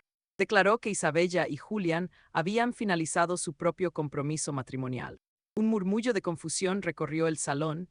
Era una cena dedicada a otra boda. Secuestrar el momento para anunciar el compromiso de un hermano es una falta total de respeto. Pero él no había terminado, necesitaba profundizar la herida. Elevó la voz, asegurándose de que el micrófono captara cada sílaba. Dijo que estaban muy orgullosos de las decisiones de vida de Isabella. Para honrar su compromiso, les regalaba $100,000. Quería financiar una boda tradicional y respetable, enfatizó esas palabras. Al soltar la cifra, se giró y la miró fijamente a ella. Ella vestía un sencillo diseño de seda marfil con tirantes delgados. Sus brazos estaban descubiertos, dejando ver los tatuajes de coordenadas. Él fijó su vista en la tinta. La estrategia era brutalmente transparente. Era como arrojar un cerillo sobre un charco de gasolina. Buscaba una reacción, esperaba que la falta de respeto la hiciera estallar. Quería que ella gritara y armara un drama frente a los padres de David. Si ella perdía los estribos, los rumores de Isabella quedarían validados al instante. Todo el salón miraría su reacción y juzgaría sin conocer la verdad. Mirada en mí, mi vestido era un sencillo diseño de seda marfil. Mis brazos estaban descubiertos, las coordenadas tatuadas bajo mi codo eran visibles. Sus ojos se clavaron en la tinta. La estrategia era brutalmente obvia. Era lanzar un fósforo a un charco de gasolina. Él quería que reaccionara. Esperaba que la falta de respeto de su anuncio me hiciera perder el control. Anticipaba que me pondría de pie. Gritaría y armaría un drama enorme. Si perdía los estribos ante los padres de David, los rumores inventados por Isabella quedarían validados al instante. Toda la sala vería mi arrebato y concluiría que ella tenía la razón. Ella temía ser vista como la hija inestable que su hermana describió. Su credibilidad caería mientras su padre conservaba el papel de patriarca abnegado. El pabellón quedó en silencio sepulcral. La incomodidad de su discurso cayó sobre los invitados como una manta pesada. La madre de David bajó su copa, con el rostro convertido en una máscara de desdén. Ella sintió una descarga de adrenalina, pero controló su respiración con calma. Mantuvo las manos sobre el regazo, quietas y serenas. Bajo el mantel blanco, David tomó su mano con firmeza. Sus dedos recorrieron los números tatuados en la piel de ella.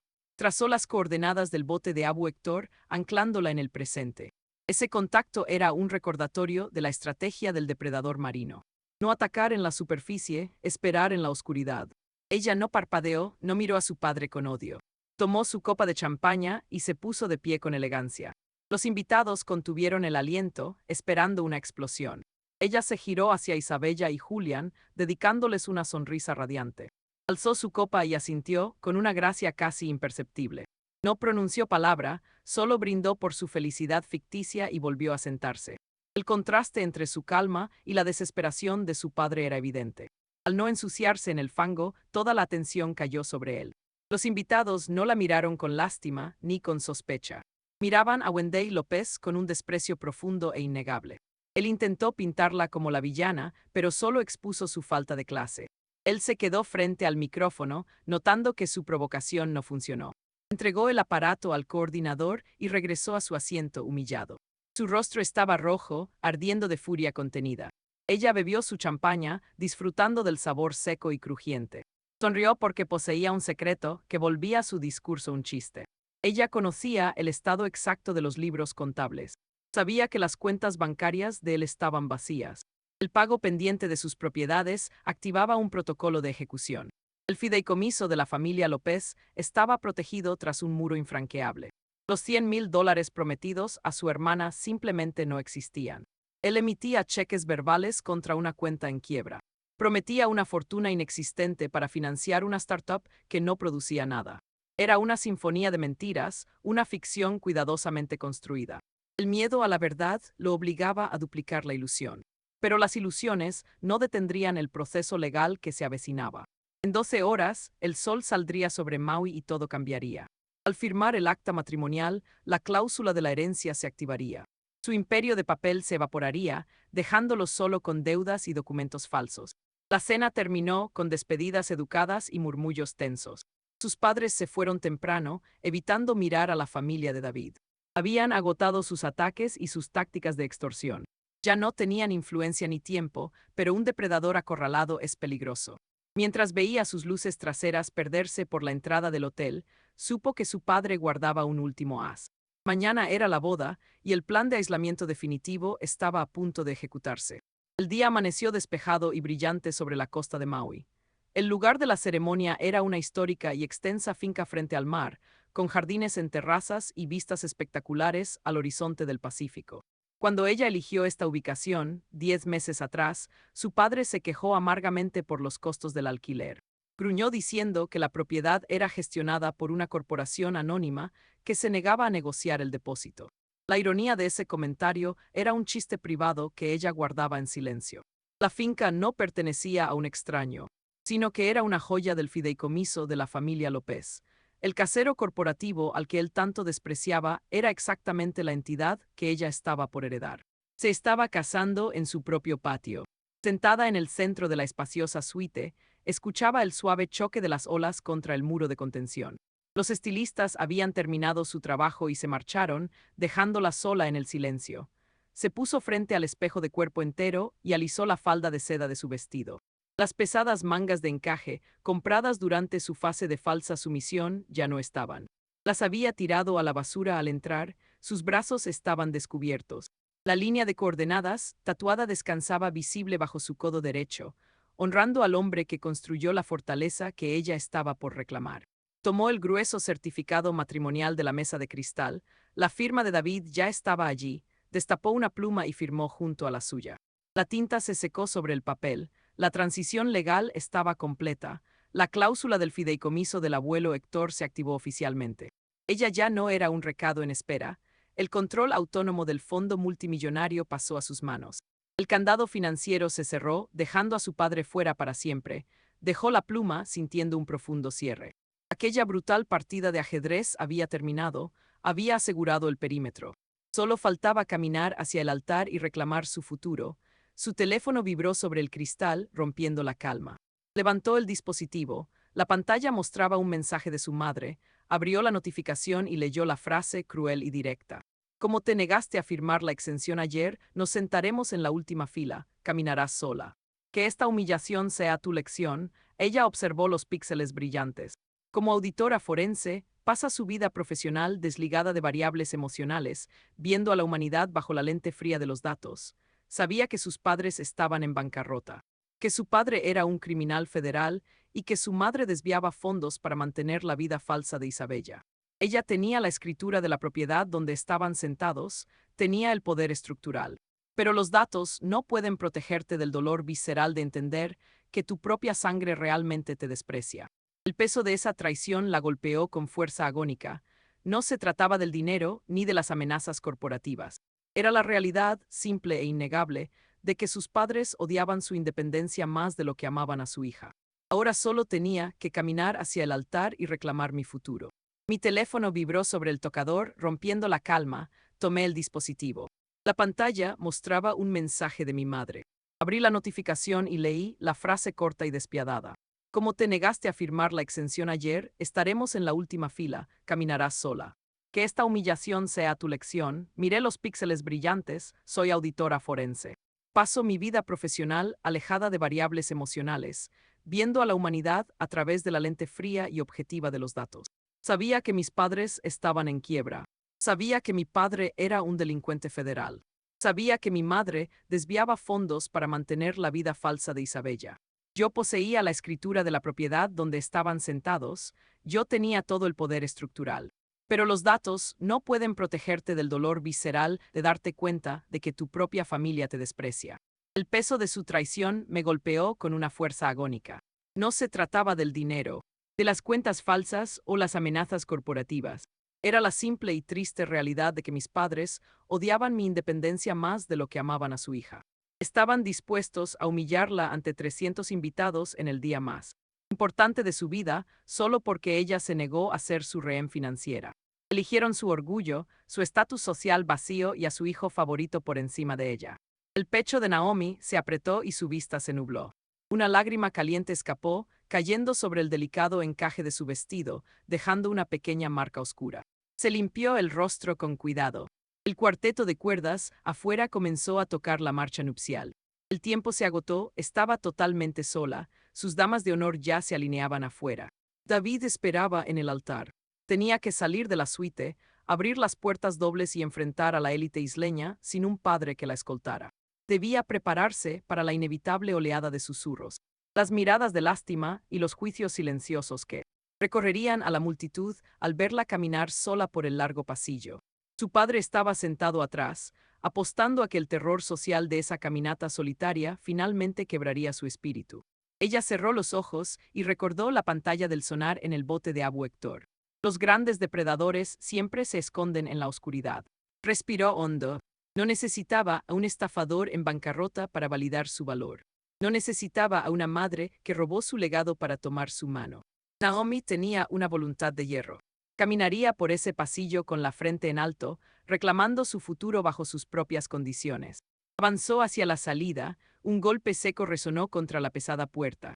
Se detuvo, la organizadora ya había confirmado el horario por radio. Todos estaban en posición, no había ninguna razón lógica para que alguien estuviera llamando.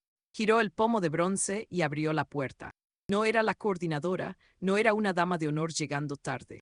Parado en el pasillo, impecable con un traje hecho a medida, estaba Elias Sterling. El titán multimillonario del sector inmobiliario de Hawái miró su rostro lloroso y su brazo tatuado. Su expresión no mostraba ni una pizca de lástima. Solo mostraba un profundo e innegable respeto. Sacó del bolsillo un pañuelo de lino bordado y se lo ofreció con un ligero movimiento de cabeza. Héctor le dijo que tenías una voluntad de hierro, comentó Elias con voz grave sobre el sonido del violonchelo. Me pidió que me asegurara de que nunca tuvieras que enfrentar a los lobos tú sola. Naomi tomó el pañuelo y secó sus ojos, mirando al hombre que controlaba gran parte del horizonte comercial de Honolulu. El hombre a quien su padre se arrastró por años para impresionar. Siento no tener una escolta tradicional, señor Sterling, dijo Naomi. Mis padres decidieron sentarse al fondo. Elias mostró una sonrisa letal, con los ojos brillando en una diversión gélida. Los escoltas tradicionales están sobrevalorados, Naomi, respondió él. Extendió su brazo derecho, ofreciéndole su apoyo de manera formal. Es un profundo honor escoltar a la accionista mayoritaria del López Master Trust. Vamos a mostrarle a tu padre lo que es un socio real. ¿Le gusta? Ella observó el brazo que él le ofrecía. La desesperación que hace un momento la ahogaba se esfumó. La trampa no solo estaba lista, estaba cargada con todo el poder de una ojiva nuclear. Ella entrelazó su mano en el brazo del multimillonario. La tinta oscura en su antebrazo descansaba sobre la fina lana de su smoking. El contraste era absoluto, marcando el inicio de su nueva realidad ante todos los presentes. Giraron juntos hacia el camino central que conducía al pabellón principal. El cuarteto de cuerdas cambió el tempo, iniciando la marcha nupcial con firmeza. Las pesadas puertas de madera que separaban el pasillo de los invitados se alzaban frente a ellos. Tras esas puertas, 300 personas esperaban ver a una hija rota y despreciada caminar hacia la humillación. Aquella audiencia estaba a punto de presenciar algo totalmente distinto a lo que esperaban. La verdadera reina de la finca había regresado y traía consigo al depredador más peligroso de la isla. Las enormes puertas de caoba permanecían cerradas, guardando el secreto tras la madera. La música que se filtraba a través del grueso material cambió repentinamente de tono. El cuarteto exterior pasó de un preludio suave a una marcha dominante y deliberada. El violonchelo marcaba las cuerdas con fuerza, creando una vibración profunda que recorría el suelo. A su lado, Elias Sterling ajustaba los puños de su smoking con total parsimonia. Ambos esperaron en la sombra del pasillo, inmóviles ante el gran momento. El calor tropical se colaba por las paredes de piedra fría, aumentando la tensión en el aire. Se escuchaba el susurro de 300 programas y el murmullo de la multitud ansiosa. El personal de la finca estiró la mano y tiró de los tiradores de bronce pulido. Las puertas se abrieron hacia adentro, dejando pasar la luz cegadora del sol de Hawái. Ella dio un paso al frente sobre la alfombra blanca extendida por el césped impecable. No caminaba sola, pues su mano izquierda descansaba con firmeza sobre la lana del brazo de Elias. Su brazo derecho permanecía al descubierto, desafiante y libre. Las coordenadas tatuadas en su piel destacaban con una fuerza visual increíble contra la seda marfil del vestido. Un jadeo colectivo recorrió todo el patio como una onda de choque imparable. Fue un murmullo de incredulidad que se alzó por encima de la melodía de las cuerdas. Entre los invitados no solo había parientes lejanos o amigos de la universidad. Allí estaban los desarrolladores locales, banqueros conservadores y las figuras más influyentes del club social. Toda esa gente que sus padres habían intentado impresionar durante décadas estaba frente a ella. Reconocieron al instante al hombre que caminaba a su lado. Conocían su legendaria naturaleza huraña y su control absoluto sobre la economía de la isla. Ver al titán de la industria escoltando a la despreciada hija de los López rompió sus esquemas. Fue un golpe directo a su comprensión de la jerarquía social establecida. Ella mantuvo la barbilla en alto, barriendo con la mirada todo ese mar de rostros. Localizó a sus objetivos de inmediato, tal como había planeado. Sus padres se habían sentado en la última fila, cerca de los setos, esperando ver su caída. Su padre se apoyaba con descaro en el extremo de madera del banco. Una expresión de suficiencia estaba congelada en su rostro, esperando verla llorar. Él esperaba ver a una niña rota recorriendo el camino de la vergüenza ante todos. Estaba listo para fingir el papel del patriarca triste y decepcionado ante la alta sociedad. Entonces, sus ojos se encontraron con la mirada del hombre que caminaba junto a ella. La destrucción de su mundo ocurrió en una fracción de segundo. El color arrogante desapareció de sus mejillas, dejando su piel como ceniza húmeda. Dio un paso atrás de forma refleja, perdiendo toda su compostura. Su zapato chocó con el banco de madera y cayó de rodillas ante la escena. El pesado roble resonó con un golpe sordo. Tuvo que aferrarse a la banca para no tambalearse. El magnate, a quien le había rogado durante 10 largos años por una simple cita, estaba entregando a su propia hija en el altar. Su madre estaba paralizada a su lado. La rigidez y perfección impecable de su postura se derrumbaron. Sus ojos se abrieron llenos de un terror profundo y absoluto. Parecía alguien viendo una ola gigante a punto de arrasar la costa, sabiendo que no había lugar donde esconderse. 2 filas adelante, Isabella estaba sentada junto a Julián, su falso prometido visionario. Su hermana menor giró la cabeza, buscando frenéticamente por todo el patio. Sus ojos saltaban de un rostro a otro, viendo a la élite murmullar con reverencia. La campaña de desprestigio, que había urdido durante semanas, se hizo polvo al instante. Es imposible convencer a la alta sociedad de que una mujer es inestable cuando el multimillonario más poderoso del estado la trata como a la realeza. Los susurros empezaron a crecer entre los asistentes. La gente intercambiaba teorías frenéticas y observaciones cargadas de sorpresa. Elias ignoró a la multitud.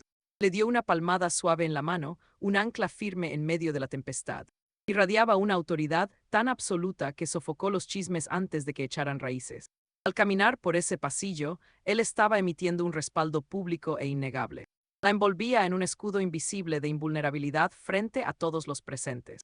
Cualquiera que se atreviera a decir una palabra negativa hoy cuestionaría el juicio de Elias Sterling. Nadie en ese patio tenía el valor ni el capital para cometer tal error. Su padre había intentado convertir ese pasillo en un arma de tortura psicológica, esperando que el pánico del aislamiento la obligara a ceder su herencia. Pensó que el silencio la rompería. En lugar de eso, ella usó su escenario para aliarse con el hombre que sostenía la fortuna de Wendell López en la palma de su mano. Fue un jaque mate perfecto bajo el brillante sol de la tarde. Llegaron al frente. David esperaba bajo un arco tejido con orquídeas blancas y enredaderas verdes. Sus ojos brillaban con orgullo, entendiendo la magnitud de lo que estaba ocurriendo. Al acercarse ella, Elias se detuvo, giró hacia el novio y ofreció un firme apretón. Fue un relevo silencioso entre quien protegía el legado y quien formaba su nueva familia. Elias se retiró, ajustó su chaqueta y tomó asiento en la primera fila, el lugar de honor. El oficiante se acercó al micrófono y comenzó la ceremonia bajo la mirada de todos. Ella se centró en David, diciendo sus votos con una voz clara y muy firme. Ignoró el caos que se gestaba en las filas traseras mientras la brisa marina soplaba. Aunque las promesas resonaban sobre las olas, sentía la mirada desesperada de su padre quemándole la nuca. Wendell López estaba en bancarrota y sin ninguna carta que jugar. Había sido humillado públicamente, pero los hombres acorralados no se rinden, ellos luchan. Él dio un paso atrás, se alisó el saco y ocupó su lugar preferente en primera fila. Un lugar reservado para invitados de honor. El oficiante se acercó al micrófono y comenzó la ceremonia.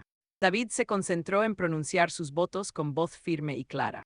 Ignoró el caos que se gestaba en las filas traseras, sintió la cálida brisa del mar levantar el borde de su velo.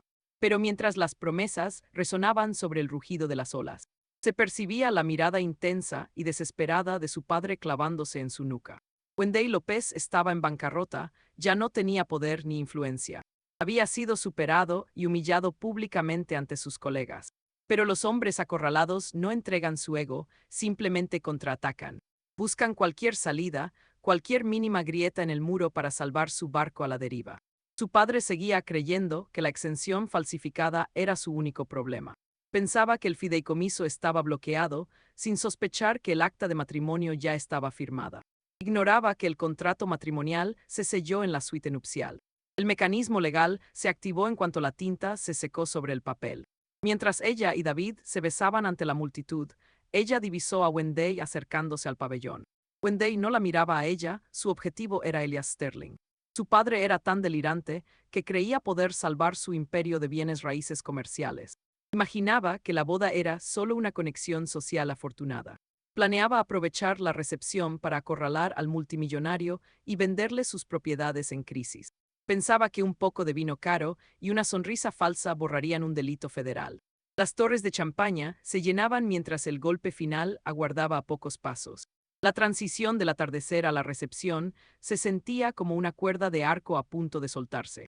La fiesta se celebraba bajo una enorme carpa de lona en la terraza inferior. Candelabros de hierro forjado colgaban de las alturas, bañando la pista con un brillo ámbar. Meseros con chaquetas impecables circulaban ofreciendo bandejas de atún sellado y cócteles fríos. A ojos inexpertos, aquello parecía la reunión perfecta de la alta sociedad. Sin embargo, bajo el tintineo del cristal y el jazz, la tensión se podía cortar con un cuchillo. La élite de la isla sabe leer los cambios de poder mejor que nadie. Habían visto a Elias Sterling escoltar al altar a una hija supuestamente deshonrada. Observaron cómo el rostro de Wendell López perdía todo el color. Mientras los invitados conversaban cerca del bar, mantenían una distancia prudente con sus padres.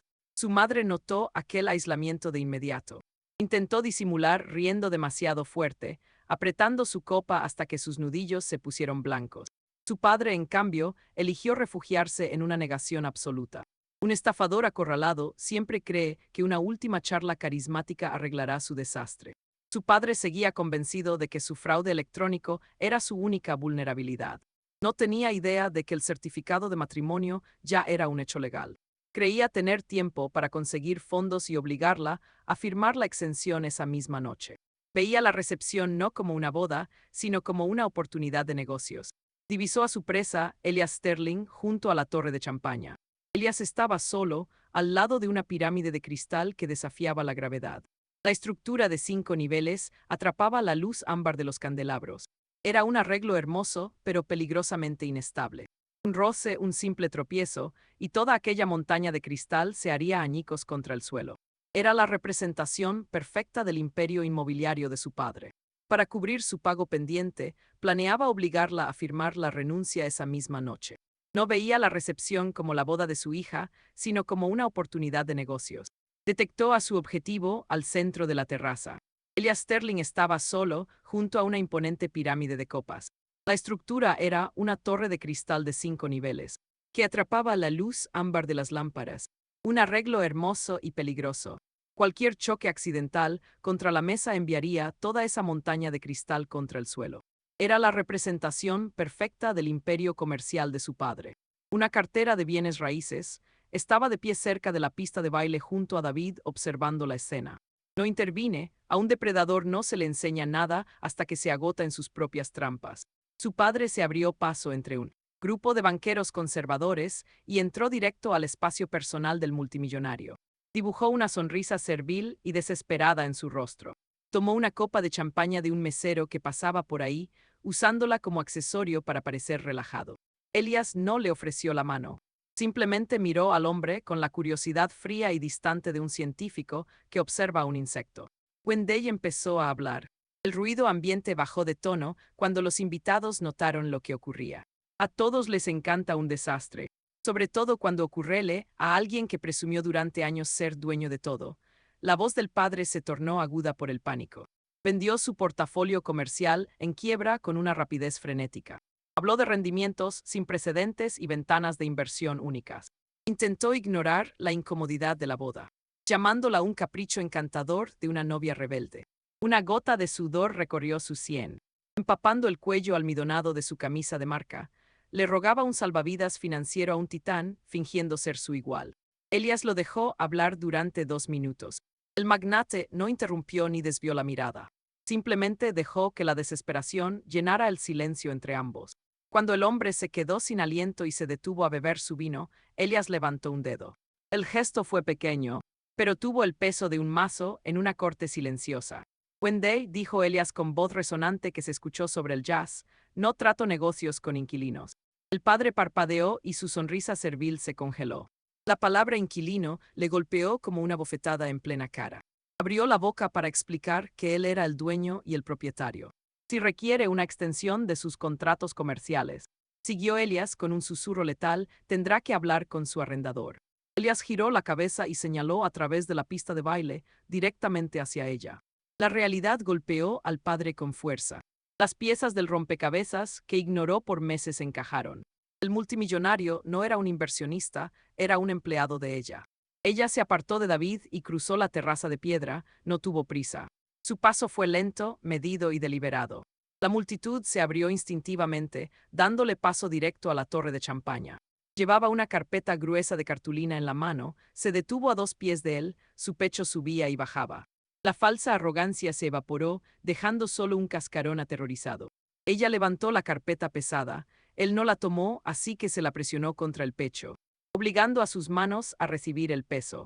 Esa es la auditoría forense del fideicomiso irrevocable que falsificaste, dijo.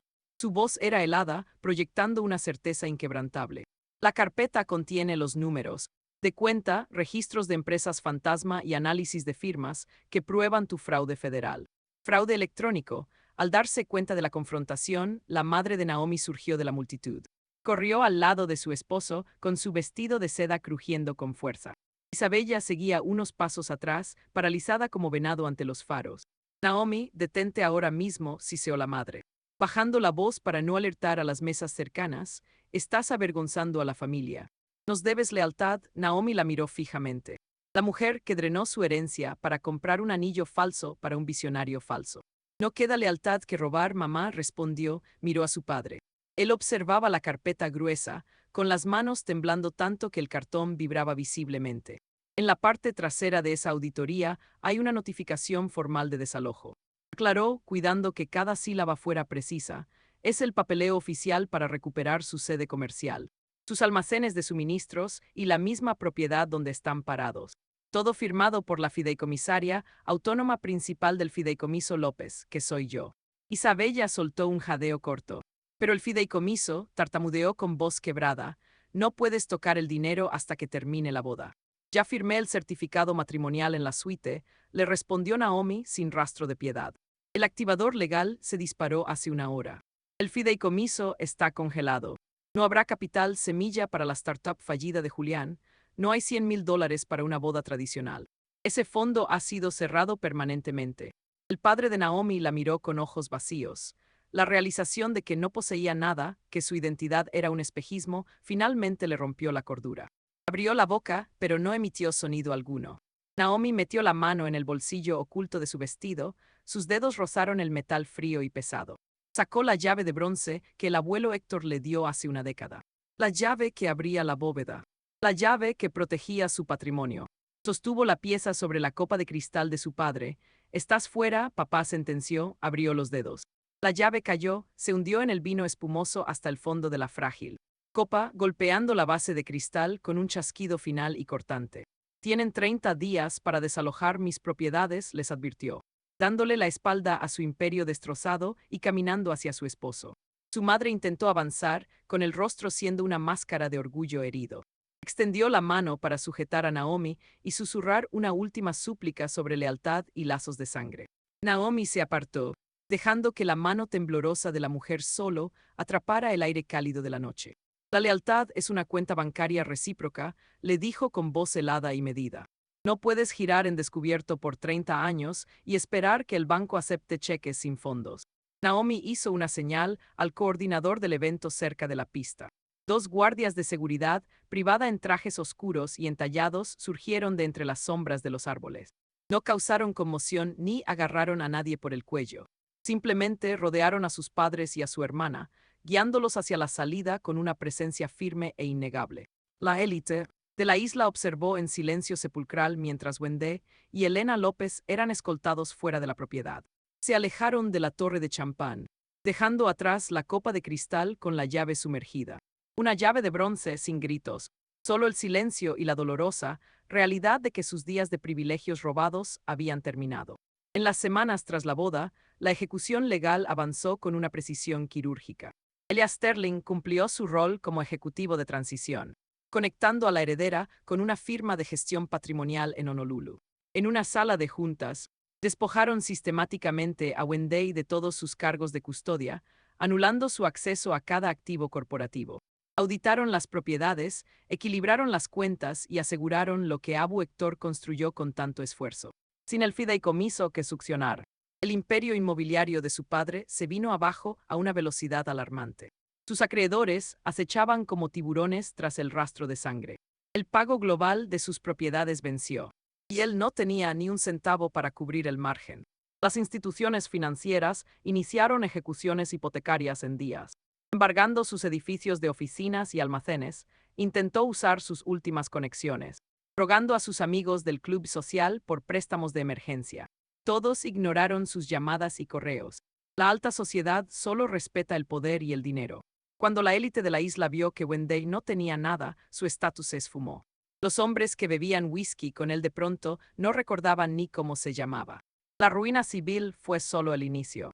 La auditoría forense, detallando el fraude en el fideicomiso, llegó directamente a manos de agentes federales.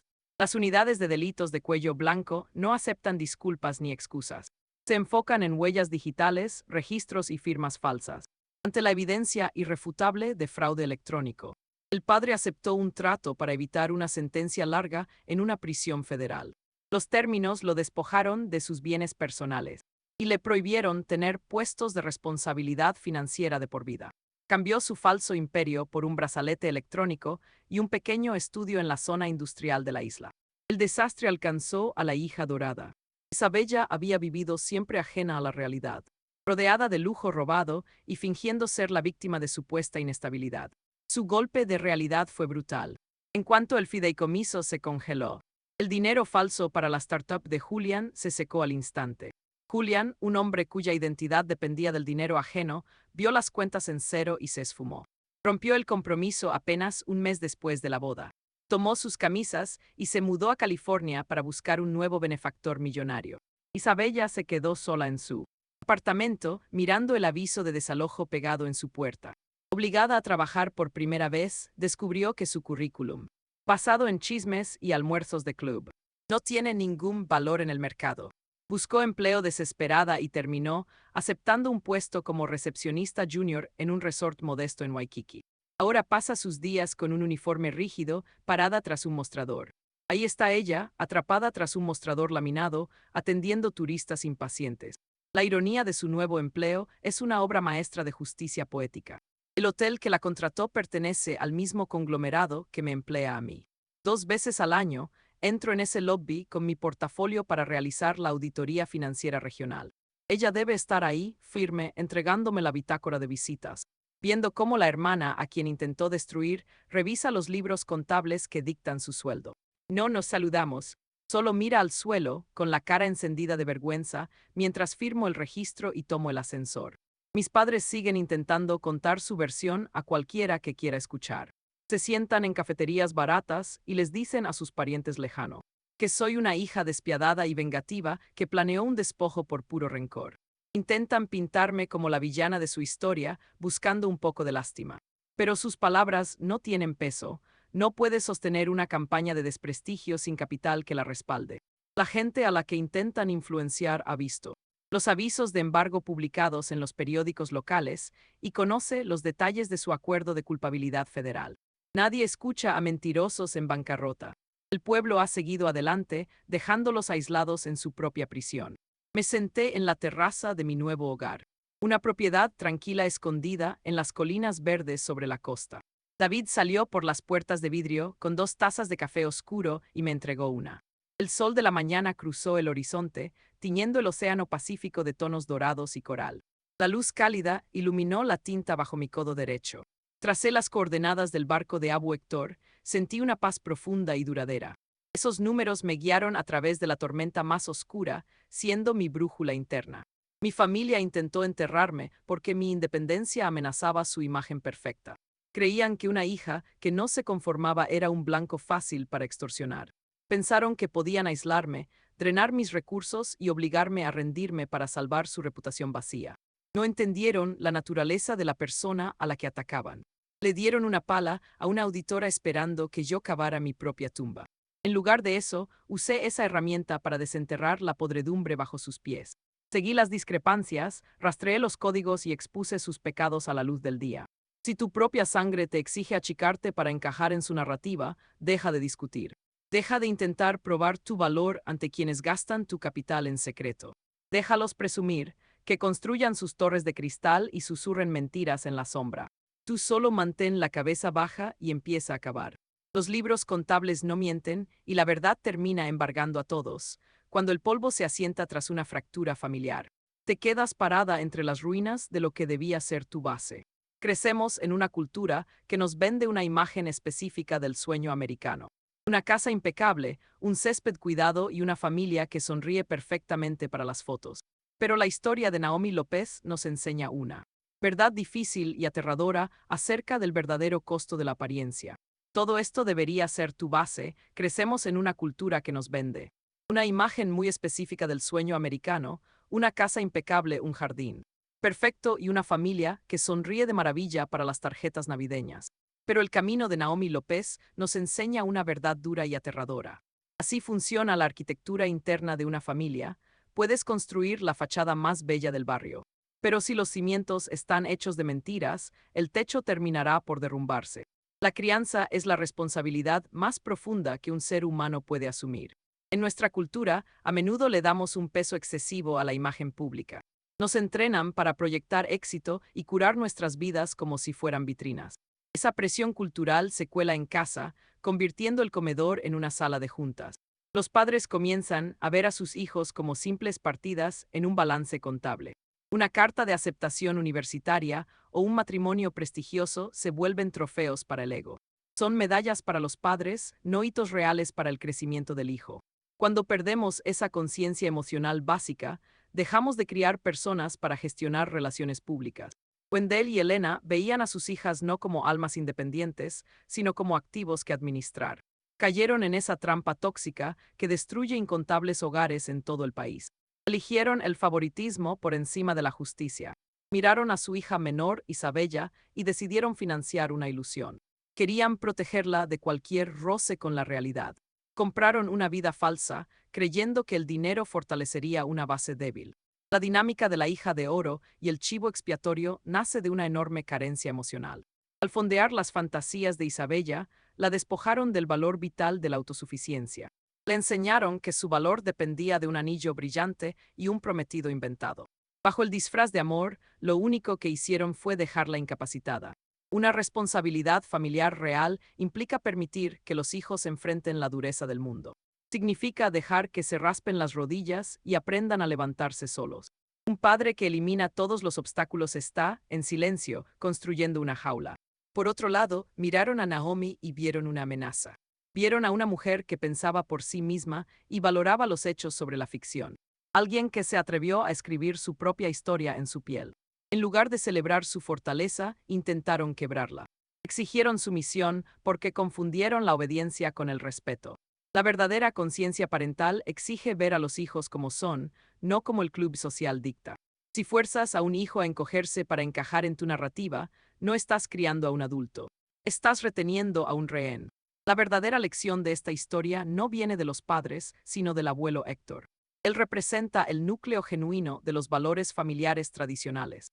No le importaba la apariencia de un vestido ni el chisme de la élite local. A él le importaba la integridad. Llevó a la joven en un bote pesquero oxidado y le enseñó a leer las aguas profundas. Le mostró que los depredadores más peligrosos suelen esconderse bajo la superficie. La equipó con una mente crítica y una columna vertebral de hierro. Sabía que su propio hijo tenía fallas y tomó la responsabilidad de detener esa decadencia. Héctor entendió que ser padre no es controlar la riqueza, sino preparar a quien la heredará. Le dio a Naomi el regalo definitivo de la claridad. No le entregó una montaña de dinero para ir de compras. Le entregó una verdad. Sobre la generación que carga con todo ese peso, él le dio a Naomi claridad. No le entregó un fajo de billetes para que fuera de compras, él le dio una llave maestra y una advertencia. Él le enseñó a respetar las matemáticas porque los números, a diferencia de la gente, no tienen segundas intenciones. Le inculcó un sentido de justicia profundo e inamovible. Cuando educas a un hijo con ese nivel de honestidad transparente, forjas un vínculo indestructible. Incluso en su ausencia física, su guía servía como el escudo definitivo.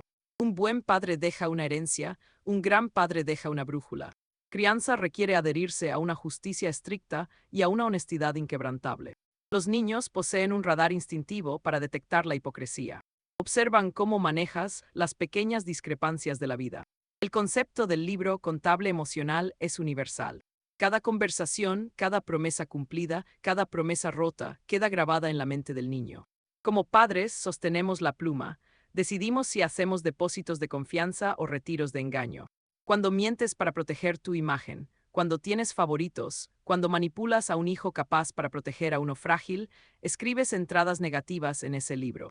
Tal vez pienses que te sales con la tuya porque los niños están programados para buscar tu aprobación. Absorberán el dolor, cargarán con pesados secretos. Incluso ocultarán su verdadero yo solo por mantener la paz. Pero un libro de cuentas nunca olvida. La matemática de las relaciones humanas es implacable. Cuando exiges respeto sin ofrecer honestidad, estás emitiendo un cheque sin fondos. Los padres de la familia López creían que su autoridad era un derecho inatacable por sus títulos biológicos. Olvidaron que el respeto es una moneda que se gana cada día con acciones justas y compasivas. Cada traición, cada peso robado, cada mensaje de texto cruel acumula intereses pesados. Todos llevamos libros contables, algunos auditamos las deudas que nos dejaron nuestros padres. Otros escribimos las entradas que nuestros hijos tendrán que leer algún día. La historia de los López es una sirena de advertencia para quienes priorizan las apariencias sobre la conexión. Puedes falsificar una firma en un banco, pero no puedes falsificar el amor incondicional. Si construyes tu familia sobre la extorsión y la aprobación condicional, terminarás solo en la última fila de tu propia vida, observando cómo las personas que debías proteger se alejan de ti. Si alguna vez tuviste que ser tu propio protector porque quienes debían guiarte perdieron el rumbo, perteneces aquí. Suscríbete al canal Aura Vengeance. Compartimos historias de quienes aprendieron a navegar las tormentas. Deja un comentario y comparte la lección que aprendiste a la mala. Tu voz puede ser la brújula que alguien necesita. Al caer el sol en esta historia, piensa en las llaves que llevas en tu propio bolsillo. Reflexiona sobre la herencia que recibiste y la que estás dejando atrás. ¿Estás construyendo un santuario capaz de resistir la tormenta? ¿O solo estás pintando las paredes de una casa que ya se está hundiendo? El agua sube de nivel. Observa bien a quienes se sientan a tu mesa esta noche. Hazte una pregunta sencilla. Cuando la verdad venga a cobrar la deuda, ¿estarán a tu lado o caminarás solo? Algo que ella tuvo que aprender a la mala, tu voz podría ser la brújula. Que alguien más necesita hoy, mientras cae el sol en esta historia, piensa en las llaves que llevas en tu bolsillo, en el legado que recibes y el que vas dejando atrás. ¿Estás construyendo un refugio capaz de resistir la tormenta o solo pintas las paredes de una casa que ya se está hundiendo? El agua sube. Mira bien a quienes se sientan a tu mesa esta noche y hazte una pregunta sencilla. Cuando la verdad llegue finalmente a cobrar la cuenta, ¿estarán ellos a tu lado o te tocará recorrer ese camino completamente solo?